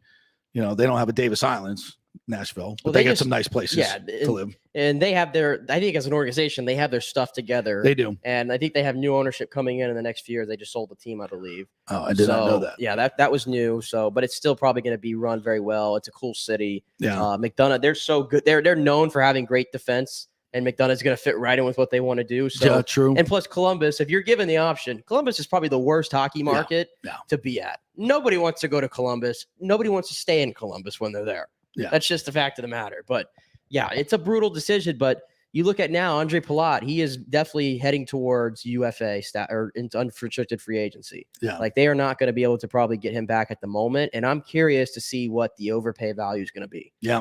I think it's going to be significant. Somebody's going to overpay for him. Yeah. And I think frankly, had Nick Paul hit the market, that would have happened as well. So they did a great job in getting Nick Paul to come back at a low number. This team is going to look a lot different next year, but the core is going to be the same. And that's what's important. The core is going to be the same. And that's what Brisebois is doing. He's trying to protect the core of this team, and it's not easy to do. And obviously, as you just heard, it can be a very dirty, dirty business. So it sucks for McDonough. It sucks for his family. But you know, it's one of the reasons people want to play here. Yeah. You know? And a lot of people were saying too, and I don't think this is really Lightning fans. It was more people who were on the outside that like, ooh, imagine picking Killorn over McDonough in this trade thing. And you could say maybe that's true. The Killorn's deal doesn't last that long, does it? Killorn only has one more year left on his deal. Yeah, that's the thing. So it's a little different. This wasn't like, I think Brisebois would love to have him back next year, McDonough. It's the 4 years. Yeah, it's 4 years. That handicaps any other deal you can get done right now. It handicaps it because you got to go out into the future. And we knew that, by the way, when they signed him to the 7-year deal, I could have told you, there's no way he's making it to the end of that deal. Yeah. There's no way. It's just brutal that it happened. It's just always going to be brutal when it happens because everybody loves McDonough and he loved it here. Yeah. And he gave up everything for the organization. So, that's just a crappy way that thing went down, to be quite honest. I tell you what, though, with him not there, there's a hole. And I tell you what, Mikhail Sergachev, this is going into, was this year 5? Yep. This is about the year where if you're going to turn into one of the better defensemen in the league, it's going to start happening in year 5, year 6. That's how it happened with Victor Hedman, right? I'm not saying he's going to turn into Victor Hedman, but I think his play has been definitely scrutinized. I've been kind of, I guess, in front of that pack. I know he scored some really important goals in the playoffs, but defensively, I don't think he was at his best. And I think now this is probably maybe his wake-up call where I need to become the shutdown guy. I need to be good on the penalty kill. All those things that McDonough did, I'm going to have to kind of step up now. His game needs to mature. It does. It needs to mature, and that's what age does for you. That's what age does for you. But it's not, just as you get older, doesn't mean you're definitely going to mature as a hockey player. And those things that you just mentioned are part of that process. You got to be smarter with the puck, first and foremost. You got to be smarter with the puck. Those lazy, dangerous passes have got to come out of your game. Because it seems like every time you do it, it ends up in the back of the net. And that's got to be, you got to be better about that. That part of the decision making has got to be better. And I think that kind of nebulous phrase, you got to be harder to play against consistently. I mean, turn on that tape of McDonough and just do what he's doing. And maybe sacrifice a little bit of your offense to get that done. I think that's kind of encapsulates where I think this team wants Sergei to be. Would that be fair? Yeah, I think so. But like I said, if it's going to happen for him, I think you're going to start seeing some of that improvement start here because he's already been like a solid, I'll say solid offensive player. A solid offensive player. Maybe there's another gear to it based on what was advertised when we got him a few years ago. Right. But defensively, I still think he's lacking there at the moment. But this is his time because I think he's definitely now, I mean, Chernak is Chernak, right? But I think Sergachev, his potential, his talent is probably much more superior than Chernak. Yeah, I would agree with that. Bottom line is this, don't worry about the Lightning franchise. They have their core. Oh, no. And they're going to be competitive for many, many years to come. But all these moves are key. They're key. They're going to be competitive. They're going to be a team that's always going to get you to the playoffs and maybe second round, almost automatic with the core that they have. But if you want to win cups, you got to have those other guys. You got to have those other guys that are going to be significant contributors. You got to find good young players. And I'm not going to sit here and talk about the draft, folks. I got no idea who these kids are, what they are, what they can become. I saw he was a steal. I don't follow the draft much. Yeah. I actually watched a little bit of it. I heard he was a steal. There's a lot of people saying that. A lot That's of people. good. He was the best dressed, apparently. I like the pink turtleneck he had on. He had some confidence. He had did you see he had He's stoked. He's completely stoked. You see he had the USA belt on? He had his belt buckle was a USA flag, and he was asked about it, and he goes, I wear this because I love this country. And that was like the only answer he gave. Missed that. So he's probably going to turn into one of your favorite players. He already is. Soon. So USA. Yeah. USA. So, we're going to see in the next couple of days what happens with Palat. I think a lot of these guys are not going to be healthy for training camp, but we'll see. And I'm excited about this team moving forward. I don't think Isaac Howard, their first round pick, is going to be a factor for many times to many years to come, but you don't know. I believe they got prospect camp going on right now, if I'm not mistaken. I've been seeing some video this morning. Jesus. It looks like they're I think they're in the Brandon complex, if I'm not mistaken here, based on the video that I saw this morning. Yeah, so he was a left winger, led the under 18 team, talking about Isaac Howard, their first round pick, with 82 points in 60 games. I love the kids. I love his swag. I do like his swag. He just, he seems to be, he's from Hudson, Wisconsin. I'm the best looking guy here and I dress the best. So dress to impress. No better time to whip out the white suit. You got to love that. So we got some personality coming this way, which is something that you don't see a lot from the Lightning. You see, obviously Killorn is his Instagram. Yeah. But I tell you, the development, I got it right here. Development camp started today at 9:45 at the Tampa General Iceplex in Brandon, which all the 2022 picks, including Isaac Howard, are there. It's free to attend, by the way.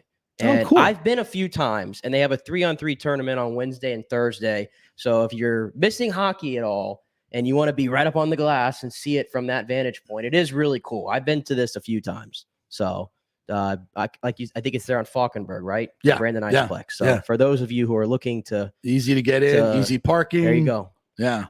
Go on over and check out the best dressed and best looking man in the NHL draft. Just ask him. All right, we'll take a quick break. When we come back, we're going to talk some Bucks. We are 2 weeks away from training camp, my friend. 2 weeks away from training camp. And how many weeks or months away from seeing Gronk? That's a question that still is lingering out there. So we'll hit the Bucks and some college football chatter about realignment when we come back.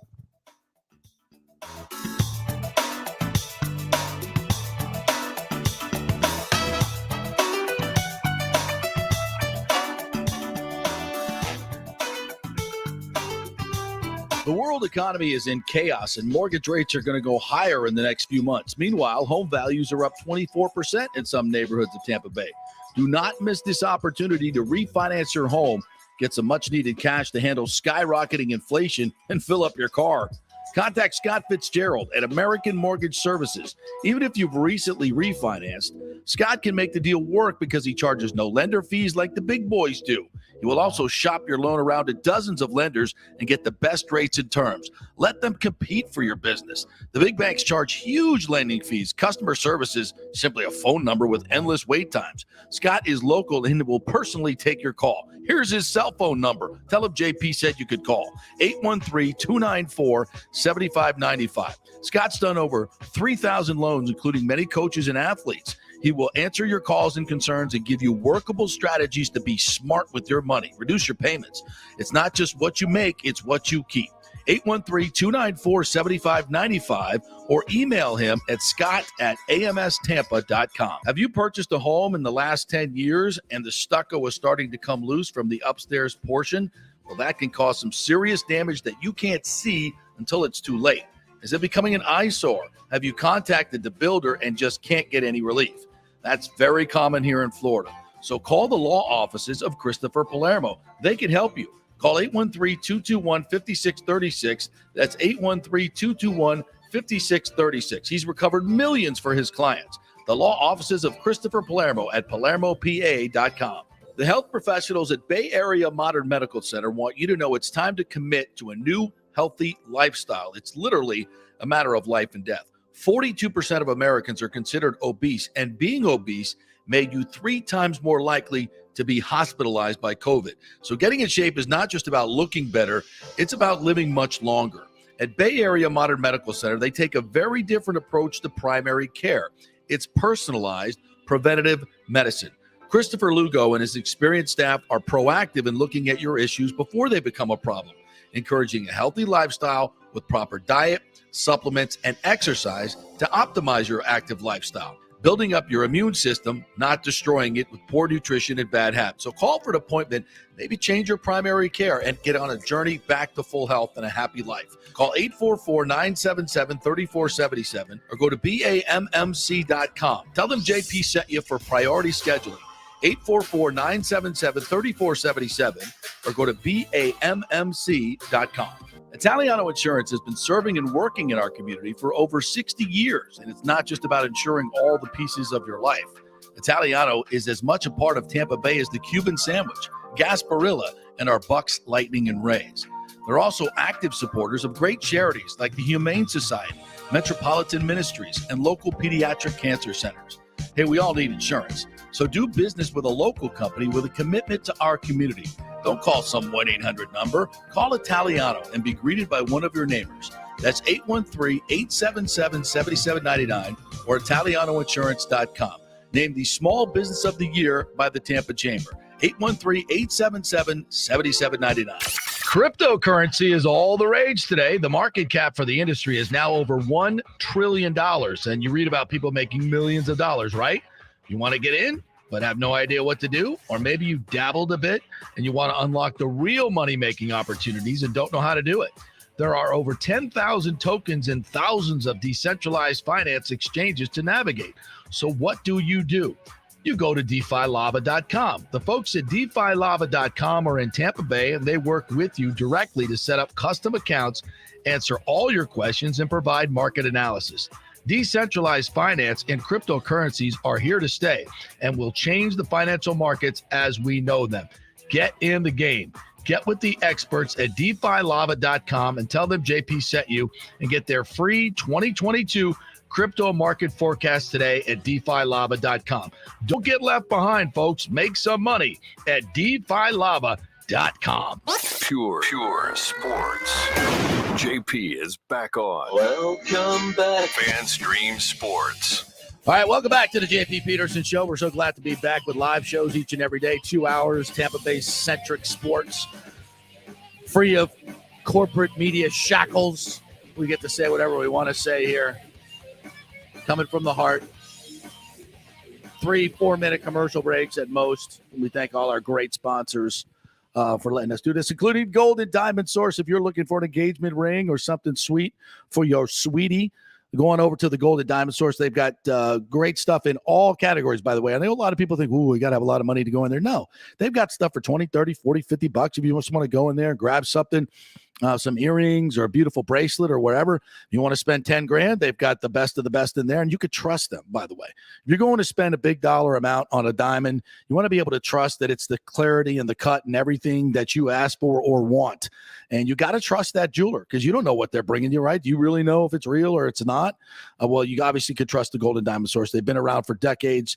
Julie and Steve Weintraub have just been tremendous folks in our community. Big sports fans, by the way. Go to Lightning games, Bucks games, Rays games all the time. Big supporters of our local sports teams as well. So we always say keep it local with the great folks at the Gold and Diamond Source. You get the best prices, the best service, and they're employing your neighbors and being great community citizens. So we love that. It's the Gold and Diamond Source, 3800 Overton Road, always online at thegoldendiamondsource.com. So let's talk some football, man. 2 weeks away from the Bucks reporting for training camp, and obviously we won't see Gronk early on, but over the last week, talked to a couple of people that work with Drew Rosenhaus's agency, who's obviously Gronk's agent.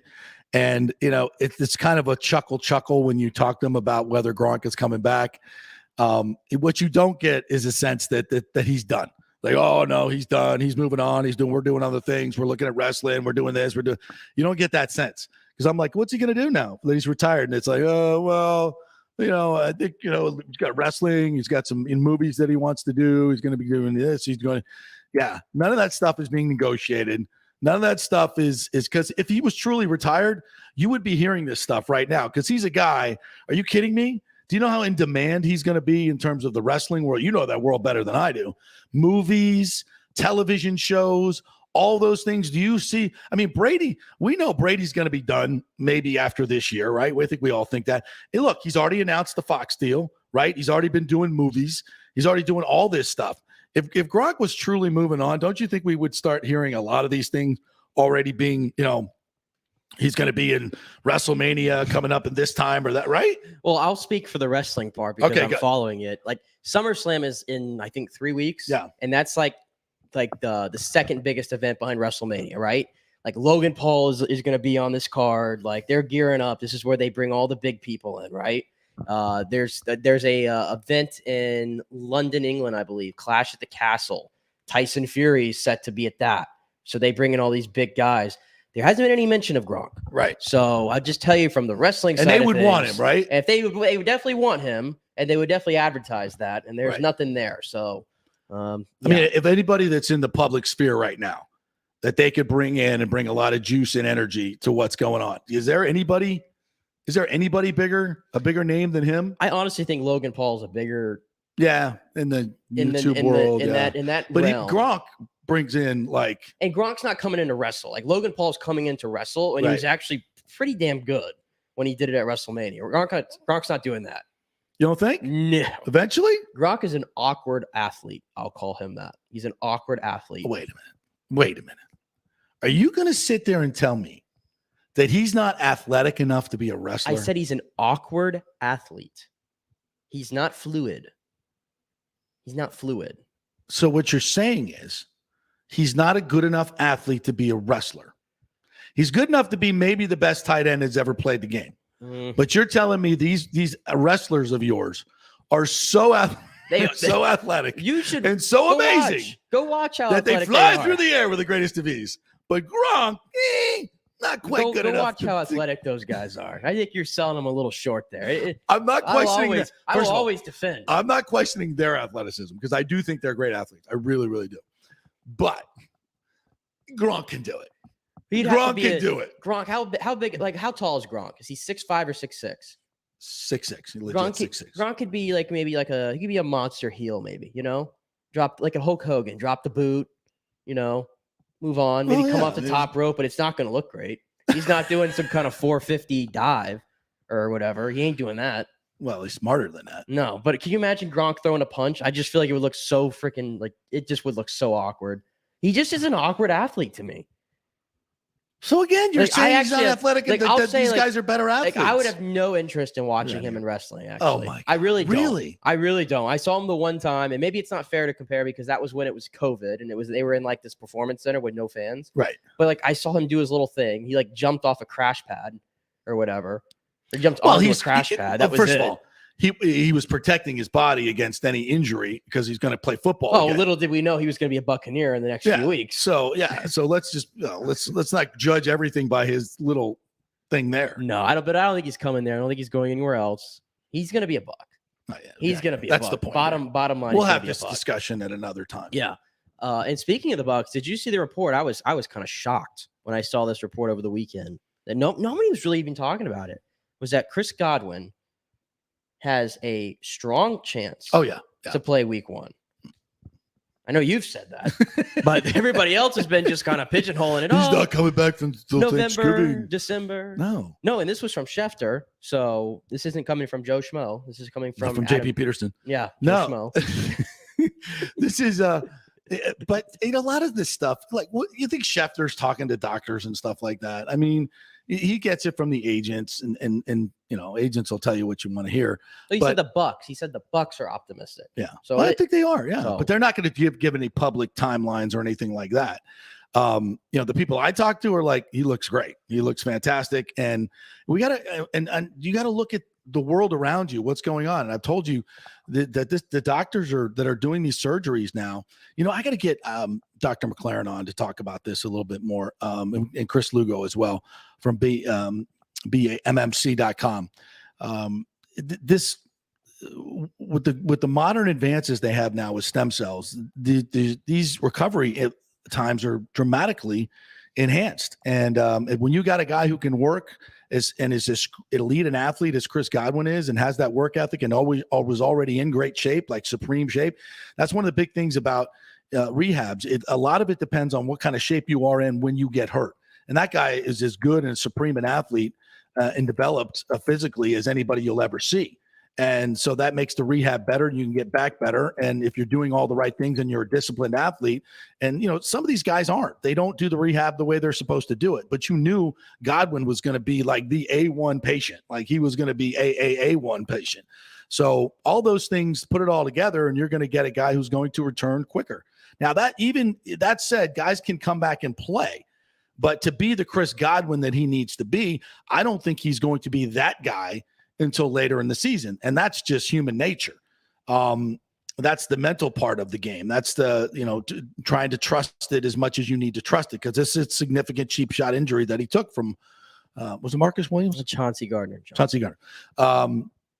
It just, that is, that's the part that he's going to have to overcome. But yeah, and I think he's going to be back by game 1. I really do. And he'll be ready to go. But, look, there's nothing. We talk about what's going on around the league. How does it affect the Buccaneers? Baker Mayfield's in the NFC South. Oh my God. Yes, he is. That to me makes the Panthers more unstable in the quarterback room. Like, imagine what that's going to be like. You got a youngster in Matt Corral who you're, I guess, trying to develop. You got Baker Mayfield coming in. You got Sam Darnold. I mean, how is Baker, Sam Baker? How's that going to go? Especially with Baker's attitude. Like, yeah, and there's of course, I never know how to put much stock into these reports after somebody gets moved. It seems like then all the floodgates open, but there was all these reports that like the teammates in the locker room kind of just felt like he was childish and the way he's handled things, and they just didn't want him there anymore. Well, but again, that's obvious. Again, though, and I'm going to repeat this. The Browns can say all these messages, well, we want a grown-up at quarterback. Do you understand who your quarterback is at the moment? Again, I'm just saying, it's not a good look. It's not a good look to call that guy childish and to say we need a grown-up at the position for a guy who is currently, he settled, 22 of 26 lawsuits? And is at the behest of the NFL's disciplinary at the moment? Yeah, not a good look. It's a Cleveland Browns thing, don't get me wrong. Yeah. But as it relates, he comes to the Panthers, and I think he's better than Sam Darnold? Yes. Baker Mayfield has won games in this league. There's no doubt about it. Playing in that market for that team and being as outgoing as he is, he was always going to have the pressure and the spotlight on him. I don't think he handles it well. I think he talks too much for my taste for a quarterback position. Baker or Sam? Baker. Right. I sound like Colin Coward here, but he does talk too much for my liking at quarterback, and he's always responding to criticism. He doesn't leave it alone, and he just feels like I understand having a massive chip on your shoulder. I get it, but the expectation is a number one pick to perform like that. Has he been that in his career? No, he has not. Is he better than Sam Darnold? Yes. Does it really move the needle much for me for the Panthers? No. And it's not even really because of them. It's because it's Matt Rule. Matt Rule is not on my my shit list of head coaches right now. He's proven nothing. I don't think he's that great. He doesn't practice red zone. And I just don't think that's going to work. And that just feels like a quarterback controversy brewing. That whole Panthers thing seems like a complete disaster. It's chaotic. It's complete. And you just poured gas on the fire. You really did. I mean, I understand trying to get a player, who's got good potential, I think still, but I mean, how disenchanted must they be with Sam Darnold? They got PJ Jackson there, PJ Walker. I'm not sure if he's still there, but Matt Corral, obviously they drafted. It just, none of that all goes together. It doesn't fit any of it. So the Panthers, in my mind, just got worse at this point. It just got worse. All right. Well, I also wanted to let's take a break. Let's take another quick break. And then I want to come on back on the other side and talk about the college football realignment. There's some interesting things going on with FSU. Talked to some folks this week about their grants and TV rights that it seemed to be the sticking point in the contract. But if you're an FSU person, there's good news on that front. So stay with us. We'll give you that.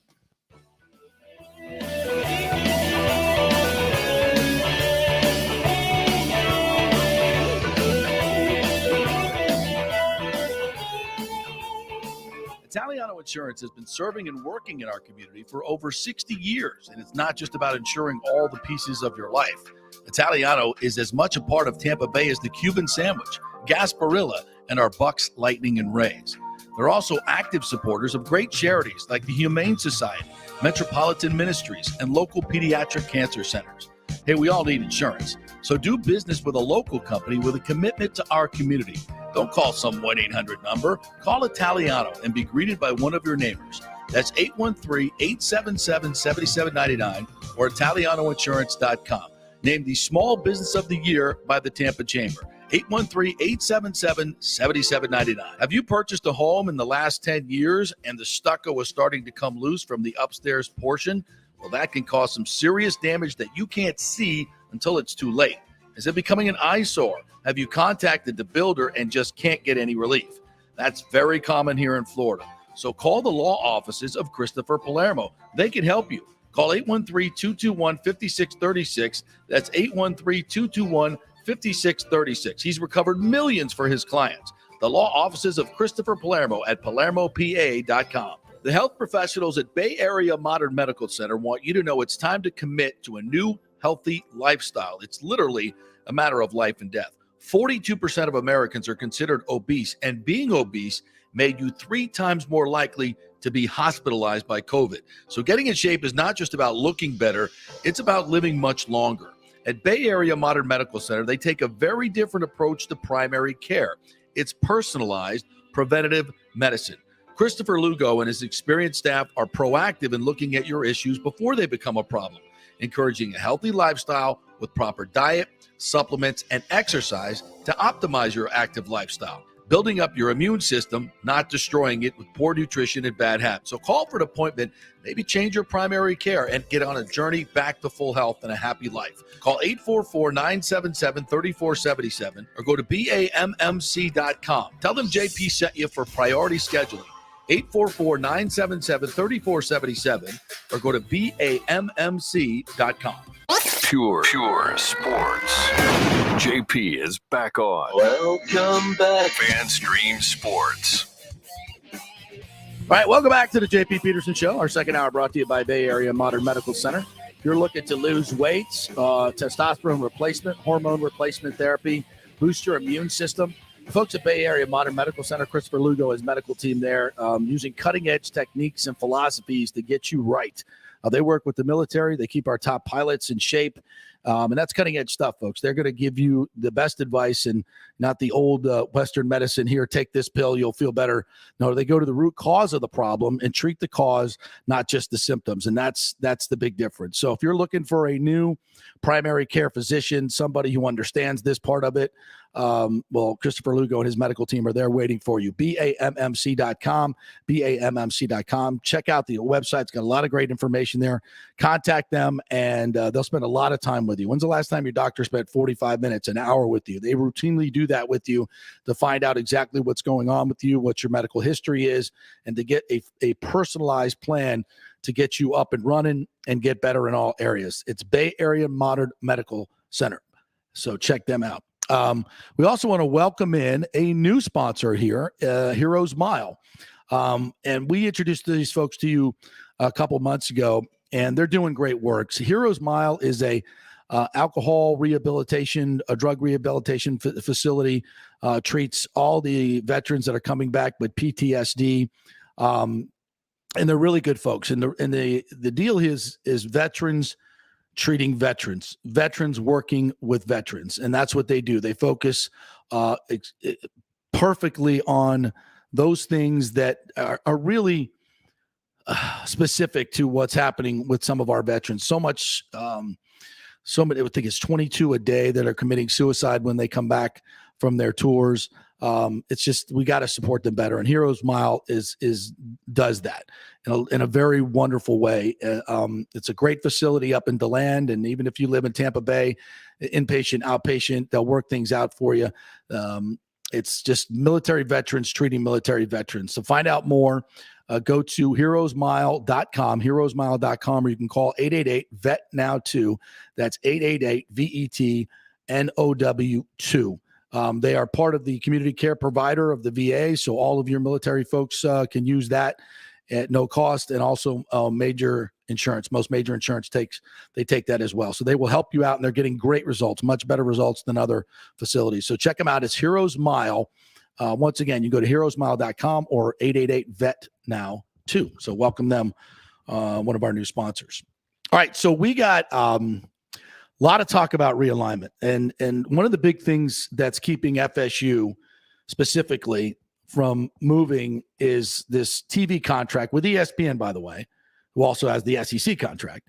And it's through 2036. But there are some outs in the contract. And as I've been explained it, that there's a competitive, I think that's a word in the contract, that the amount of television revenue that FSU and other teams are receiving has to be competitive in the marketplace.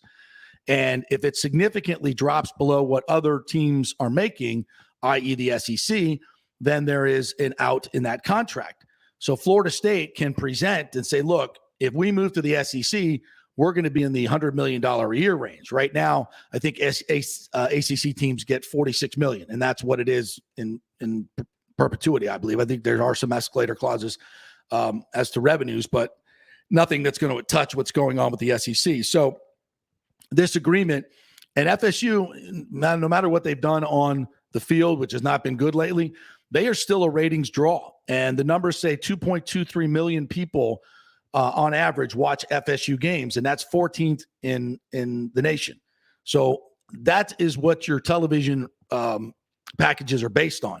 So the SEC is going to look at that, and ESPN is going to look at that and say, who wouldn't want a top 14 team? And this is, them being bad. Back in, if they can recover where they were, their stature, they're going to move into the top 10, maybe even the top 5 where they were. So as a television property, that FSU brand is still very, very, very strong. Because a lot of people are watching it are my age and even younger, like yourself, that watch FSU football. So they bring a lot to the table, and that's going to allow them to get out of this ACC deal. Now, where they go, I think, the Big Ten could be looking at them and saying, this is something that we want to get into the Florida market. But I think the people at FSU are singularly focused on the SEC, and they are an SEC team. Let's just be honest with it. It's a much better deal for them financially, regionally. I think they marry much better with those particular teams. Now, a lot of people say, look, JP, Florida's not going to sign off on this. And I get it. For a long time, the Gators wanted no part of that. And why would they? You don't want them in their league, but doesn't matter at the moment. Texas is coming into the league where Texas A&M is. If you can bridge that gap, you're gonna that's something that can be done. This is, I don't think it's something where Florida can just sit there and say, we're going to veto this. It's too far down the road. The times have changed. FSU is going to be an asset to the SEC. It's time that it happens. How many long-standing rivals? They're all in conferences now. Miami and Florida State, for example. Yeah. I'm sure Florida State, did they put up a fight when Miami got into the ACC? No, they welcomed them. Not really. No, they welcomed them. I don't know how it works. They're going to play them anyway. I don't know how it works with USC and UCLA, but again, two long-standing rivals. Well, FSU wanted more football schools in the ACC because when they first went in, they've dominated forever. They needed better teams in. Yeah, but look at USC, UCLA, who literally just packaged themselves together to go to a conference despite being big rivals. It's about TV. Listen, if there's anything we've learned, everything that you thought you knew about college football is done. Yeah. It's done. Yeah. So this is, again, they're moving to an NFL model. It's an NFL model. Yeah. And I think you're going to see something that we've talked about for a long, long time. The football programs are basically going to be taken out of the university per se. And I think this is a good move because they really have no business being part of a university. No, they just don't. But it's evolved past that. And they're going to become basically a money-making entity like the booster programs are. So they won't be tied to Title IX. I think there's going to be some, and people that are about women's sports, they need to understand that this revenue that these football teams are producing, and they understand this, has always supported these non-revenue sports, men's and women's, and they'll continue to. That money is going to go. The reason you would break them off is to avoid the Title IX, where you have to spend as much money on women's as men's sport. That never really truly happened anyway. But there's still that money still going to support all these other sports. It's a way to keep those other sports viable, to be quite honest. And once everybody realizes that, hopefully they'll let this go through from a legal standpoint. And then these teams just become money-making entities and they're attached to the universities. And that's a much more honest way to do business. Yeah. And in regards to a potential move to the SEC, how it matters on the field, and of course I'm talking football, I always feel like this is the worst. You couldn't have picked a worse time, I guess, for FSU, the way they're run right now and the state of the program, to have to maybe make a choice to go to the SEC. It's certainly not ideal.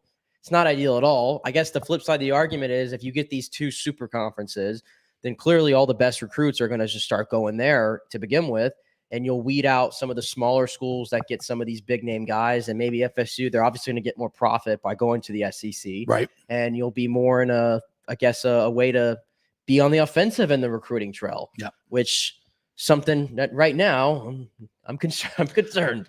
Yeah, talk a little bit about Desmond Ricks and what he put on, and this goes to FSU recruiting. And, we've had Corey Long on here talk about how FSU and Josh Newberg as well, two guys I think that are as learned in recruiting as anybody, just talk about the deficiencies of FSU's recruiting right now, that they don't have the people in place that have typically had success in the state of Florida, have connections in the state of Florida, and as many as they need to really do this. And they're losing big time recruits because of it. Yep. So his name's Desmond Ricks. He's the number 1 cornerback and the number 2 overall player.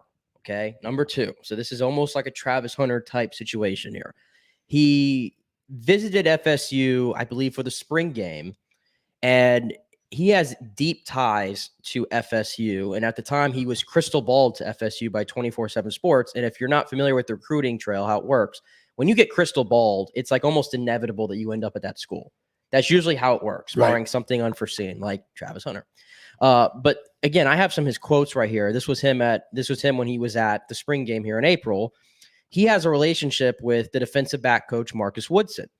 And that goes back to 8th grade. And he referred to him as family, not just that they know each other, but they were like family. They were that tight knit.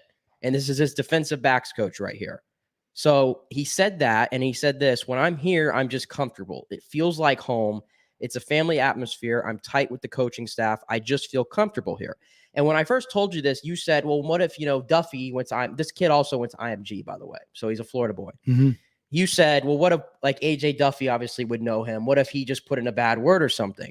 Well, in this article, and this was from Noel Game Day Sports Illustrated in April, AJ Duffy and Malik McClain, the quarterback wide receiver duo who went to IMG, both put in a good word about him to the program. So that ain't part of it. So that's out of the equation. And how does it happen in 3 months now? He releases his top 10 and FSU's not in it. And he says it's because they stopped recruiting. He says, I haven't heard from them in months. They must have gave up or something. How does that happen? Has there been a response from FSU? There hasn't been from FSU, but there's some other guys who obviously are very tight end, like TJ Pittinger, who I'm sure you know, who said that he chatted with a few people. He says, I 100% do not believe that FSU just stopped recruiting Desmond Ricks. I do think the tweet, the quote, and the graphic all seem very coordinated, and think there's probably more to the story here, which there has to be more to the story here, clearly. Yes. And I'm sure maybe it'll come out, but there's other recruits. FSU has to answer this. Yeah, like, and there's other recruits saying, Norvell has to talk about this. Yeah, there's other recruits saying, like, he not wrong. And the one who said he not wrong is the number 3 recruit in the 2024 class who FSU was going after. So this sounds like a trend, and this is why I'm very concerned right now about what's going on in the recruiting trail.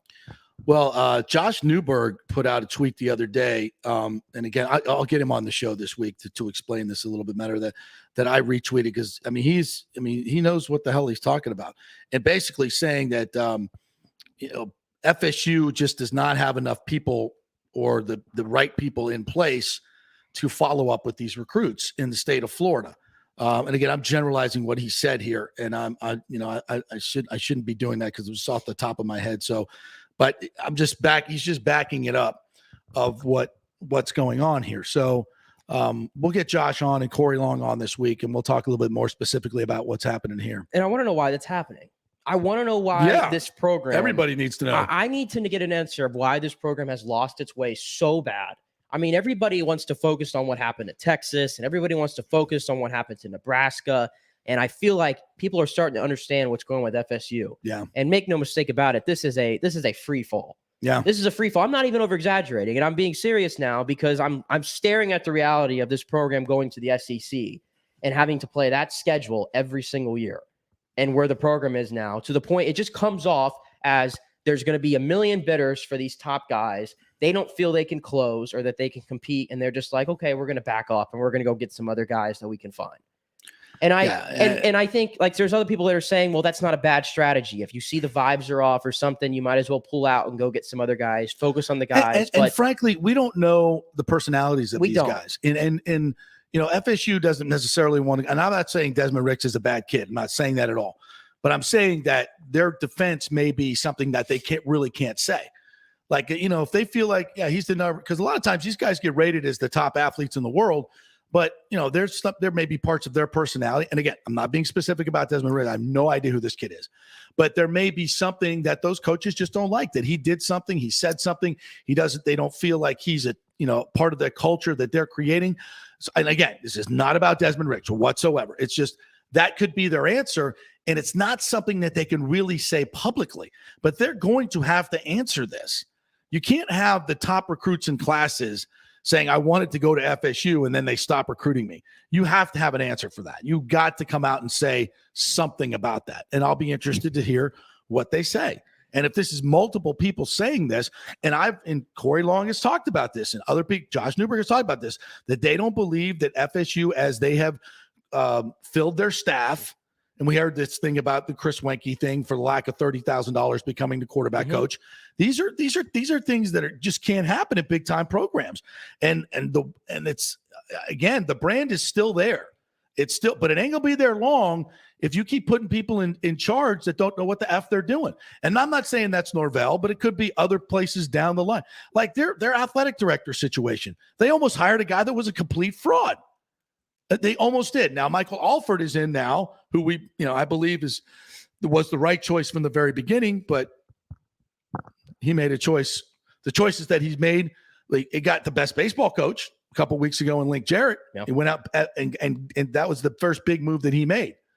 The new radio voice, I would say that maybe wasn't the best choice, but that's, nobody really cares, to be quite honest. We just want to win football games, and baseball games and everything else. But so there has been a vacuum, or should I say, there's been incompetent leadership there around the entire organization. I'm talking about up into the president's level, athletic directors and associate and all that stuff, that this program has been run into the ground financially, and obviously on the field as well. Yeah, he has to answer for it, because I mean, I don't know how you can defend a premier prospect in the state of Florida in your backyard. No, you can't. And you're not in the top 10. You know who's in the top 10? Miami's in the top 10. Florida's in the top 10. I just went and looked. You know who the outlier team that in the top 10 is? Jackson State. Jackson State is routinely in because of Deion. Top 10s of all these schools. Because of Deion. I'm seriously at the point of saying FSU made a mistake not hiring him 3 years ago. It's hard to argue at this point. But imagine if he takes not only Travis Hunter, but he takes this kid as well. Oh my God! Listen, if he were at FSU, he'd have them all. He'd have them all. In fact, I'm at the point where if Norvell goes, and I mean, I don't want to put him on the spot here, but if Norvell goes, if it bottoms out this year, and let's say they win 4 games. Oh God. Or 3 games. There's no defense probably to keep him at that point. I think he's got to win 7 games to keep his job. 6, probably 6 is the bare minimum. At that point, though, if it bottoms out, I'm making a call to Deion. Hell yeah! And I'm not looking at anybody else. I'm apologizing. I'm getting on my knees. I don't know what you got to do, but I'm going to say I'm sorry. Please come here and please bring the ones with you. And I said this at the time. I've been covering Deion since he was a freshman at Florida State. Deion is about Deion and money. And I think when that was, and that's not all he's about, but that's a lot about what he's about. And I think at that time he had not been the coach at Jackson State. He'd coached high school football. Mm-hmm. You can't go from, even if you're Deion, and they just got done paying Willie Taggart $30 million. Yes. And that was a disaster, obviously. So I think there are a lot of people in administration was like, we need to hire somebody that has been a coach, has a track record, in college. So that would have been it may have been a great move. But at the time, I would rather have seen Deion go be a coach at Jackson State and show that he's committed to being a coach and not just coming in and getting a money grab. I think he is, though. He is. And they're now, winning. clearly. Look at how many games they just won. Absolutely. So at this point now, hell yeah, I'm all in on the Deion train. Yes, he's proven that he wants to be a coach and he can recruit. We obviously knew he could recruit, and he's to be taken seriously. At that point, he hadn't even been a college coach. So I think, we needed to see a little bit more. And now we've seen that he's serious about it. He can do it. He gets I'm all in.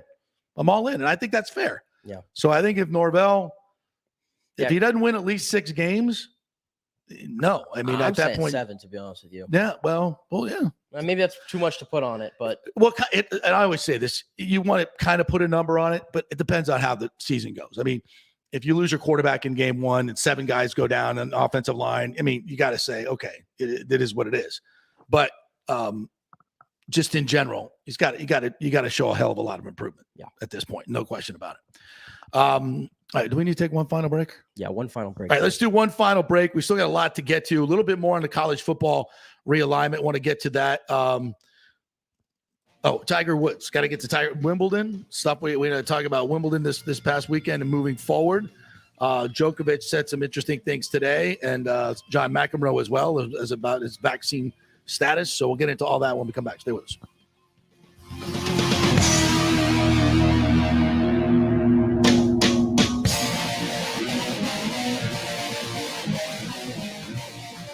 The world economy is in chaos, and mortgage rates are going to go higher in the next few months. Meanwhile, home values are up 24% in some neighborhoods of Tampa Bay. Do not miss this opportunity to refinance your home, get some much-needed cash to handle skyrocketing inflation, and fill up your car. Contact Scott Fitzgerald at American Mortgage Services. Even if you've recently refinanced, Scott can make the deal work because he charges no lender fees like the big boys do.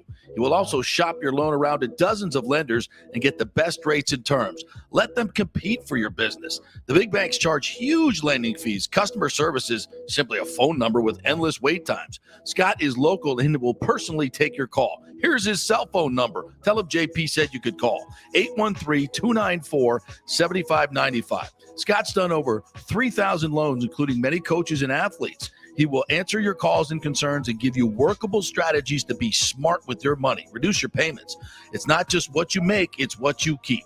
813-294-7595 or email him at scott@amstampa.com. The health professionals at Bay Area Modern Medical Center want you to know it's time to commit to a new healthy lifestyle. It's literally a matter of life and death. 42% of Americans are considered obese, and being obese made you 3 times more likely to be hospitalized by COVID. So getting in shape is not just about looking better, it's about living much longer. At Bay Area Modern Medical Center, they take a very different approach to primary care. It's personalized, preventative medicine. Christopher Lugo and his experienced staff are proactive in looking at your issues before they become a problem, encouraging a healthy lifestyle with proper diet, supplements, and exercise to optimize your active lifestyle. Building up your immune system, not destroying it with poor nutrition and bad habits. So call for an appointment, maybe change your primary care, and get on a journey back to full health and a happy life. Call 844-977-3477 or go to BAMMC.com. Tell them JP sent you for priority scheduling. 844-977-3477 or go to BAMMC.com. Have you purchased a home in the last 10 years and the stucco is starting to come loose from the upstairs portion? Well, that can cause some serious damage that you can't see until it's too late. Is it becoming an eyesore? Have you contacted the builder and just can't get any relief? That's very common here in Florida.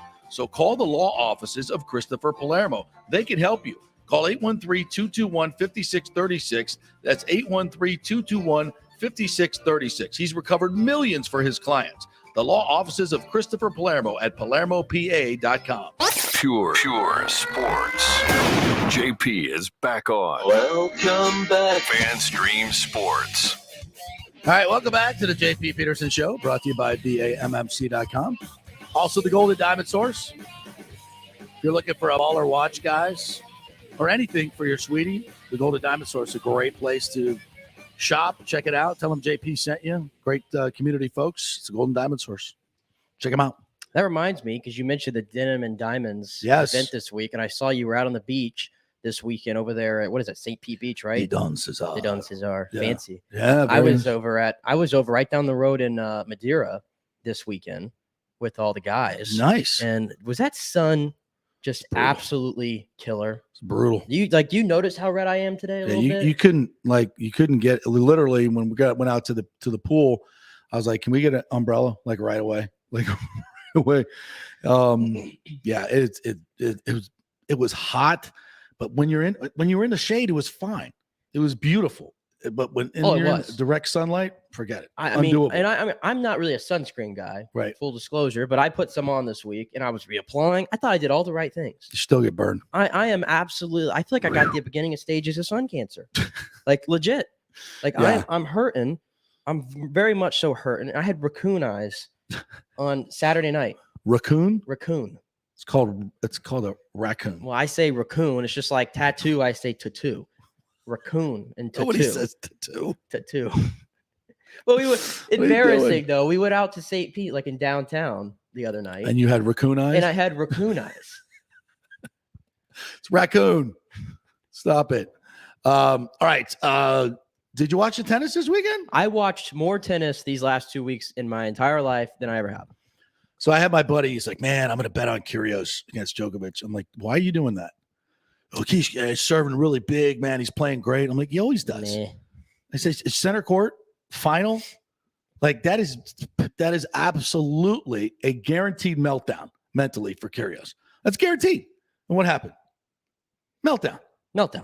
He wins the first set, and somebody in his box says something to him, I guess that was negative or reacted negatively to something.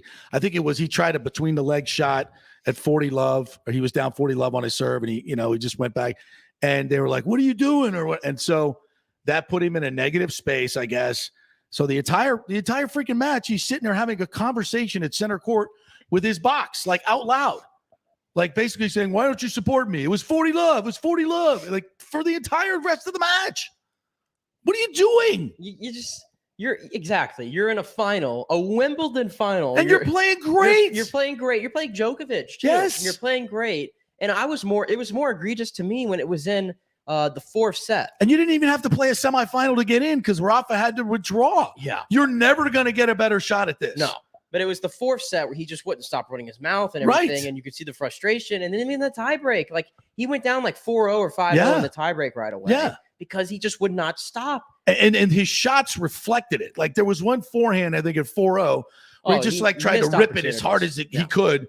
Like a total frustration shot. And yeah. Like, what are you doing? And then I think he got like 3 points in a row and it was still match point for Djokovic. I tell you what, I marvel at this guy, how good these guys are. The Djokovic and Nadal especially. Did you notice too in that tiebreak, how many times did Djokovic just sit there and go backhand, yep.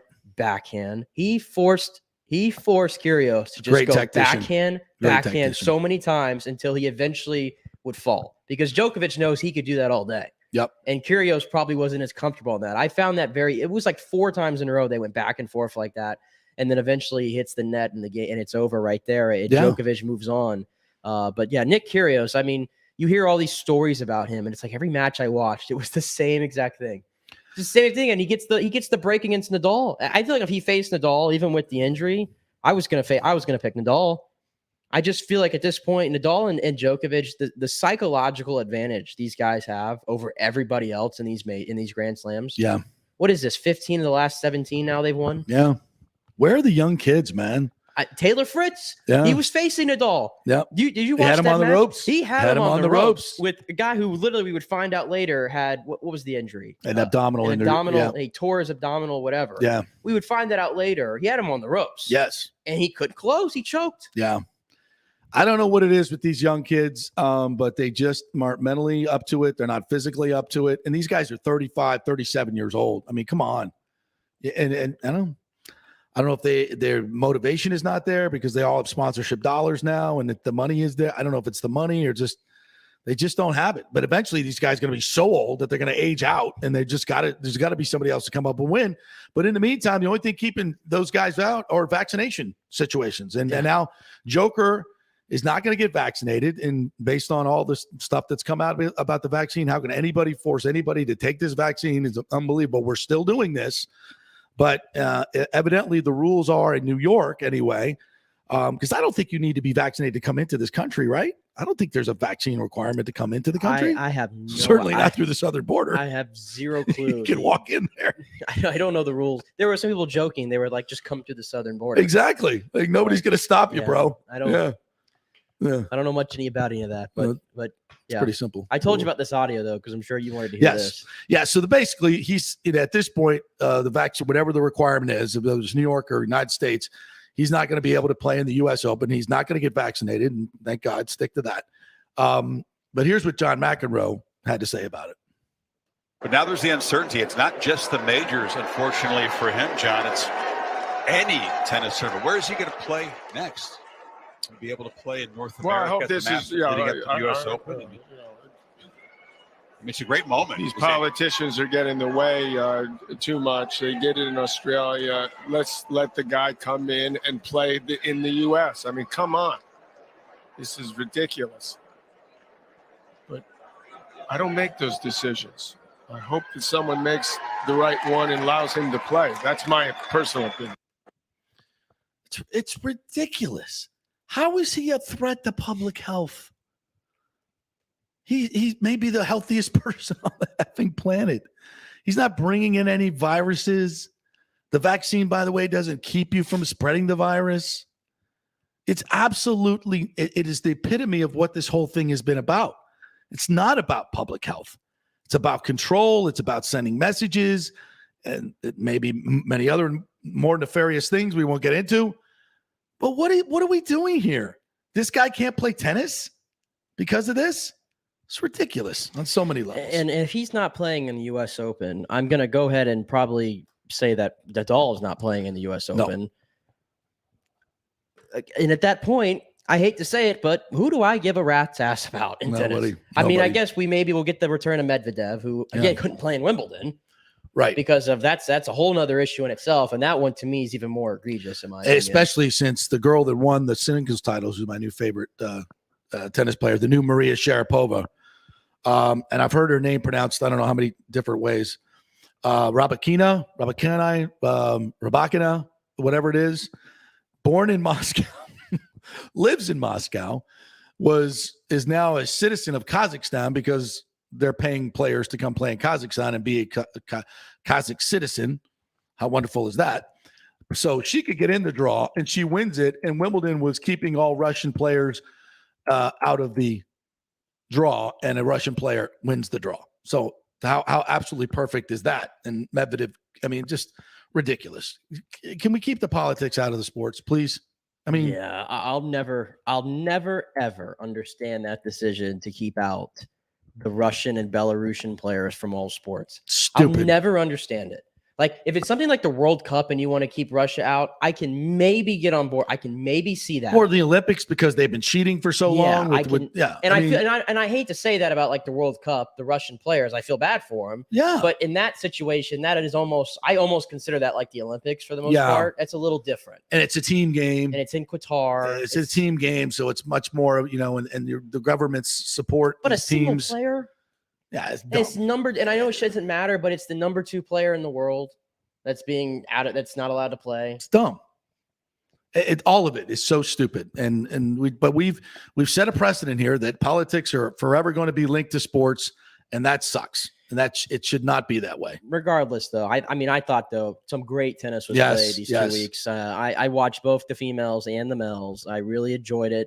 I hated to turn on TV this morning expecting to turn on tennis. And instead I had Get Up, and I think we had 2 NFL guys talking about the Lakers or whatever. Oh, Westbrook and LeBron didn't speak to each other at the summer league game. Oh my goodness. Did you know Kyrie Irving was at the Los Angeles Sparks game the other night? Oh my God. Did you know that he went to the summer league, but went to the Pistons game and not the Nets game? Scandal. Oh my goodness. And he didn't go. Westbrook did not kiss the ring when LeBron was there in the house. Wow. Literally heard somebody on ESPN say when LeBron's in the house, you have to go up and say hello to him. You have to say hello. Yeah, or just everybody does that. Just like you have to go kiss the ring. And by the way, I don't think LeBron is waiting for everybody to come over and say hello to him. I don't think that. I'm not ripping LeBron for that, but just the fact that somebody says that out loud is like, oh my God, what are we doing here? Grown ass man, you got to go. Oh, is LeBron here? Oh, I better go say hi to him. I'm pretty sure he doesn't want to talk to everybody anyway. So whatever. Tiger playing this week at St. Andrews, the birthplace of golf, where we will see the return of the most celebrated golfer and the champion golfer in the game's history in Tiger Woods. And may it be his last appearance at the great old course. Don't know. But he's actually one of the betting favorites. Oh, come on. If I read this correctly. British Open odds. Rory McIlroy enters as a favorite to win historic 150th Open at St. Andrews. And I think Tiger's like in the top 20. What? Oh, That's yeah. name value. No? You saying no on this?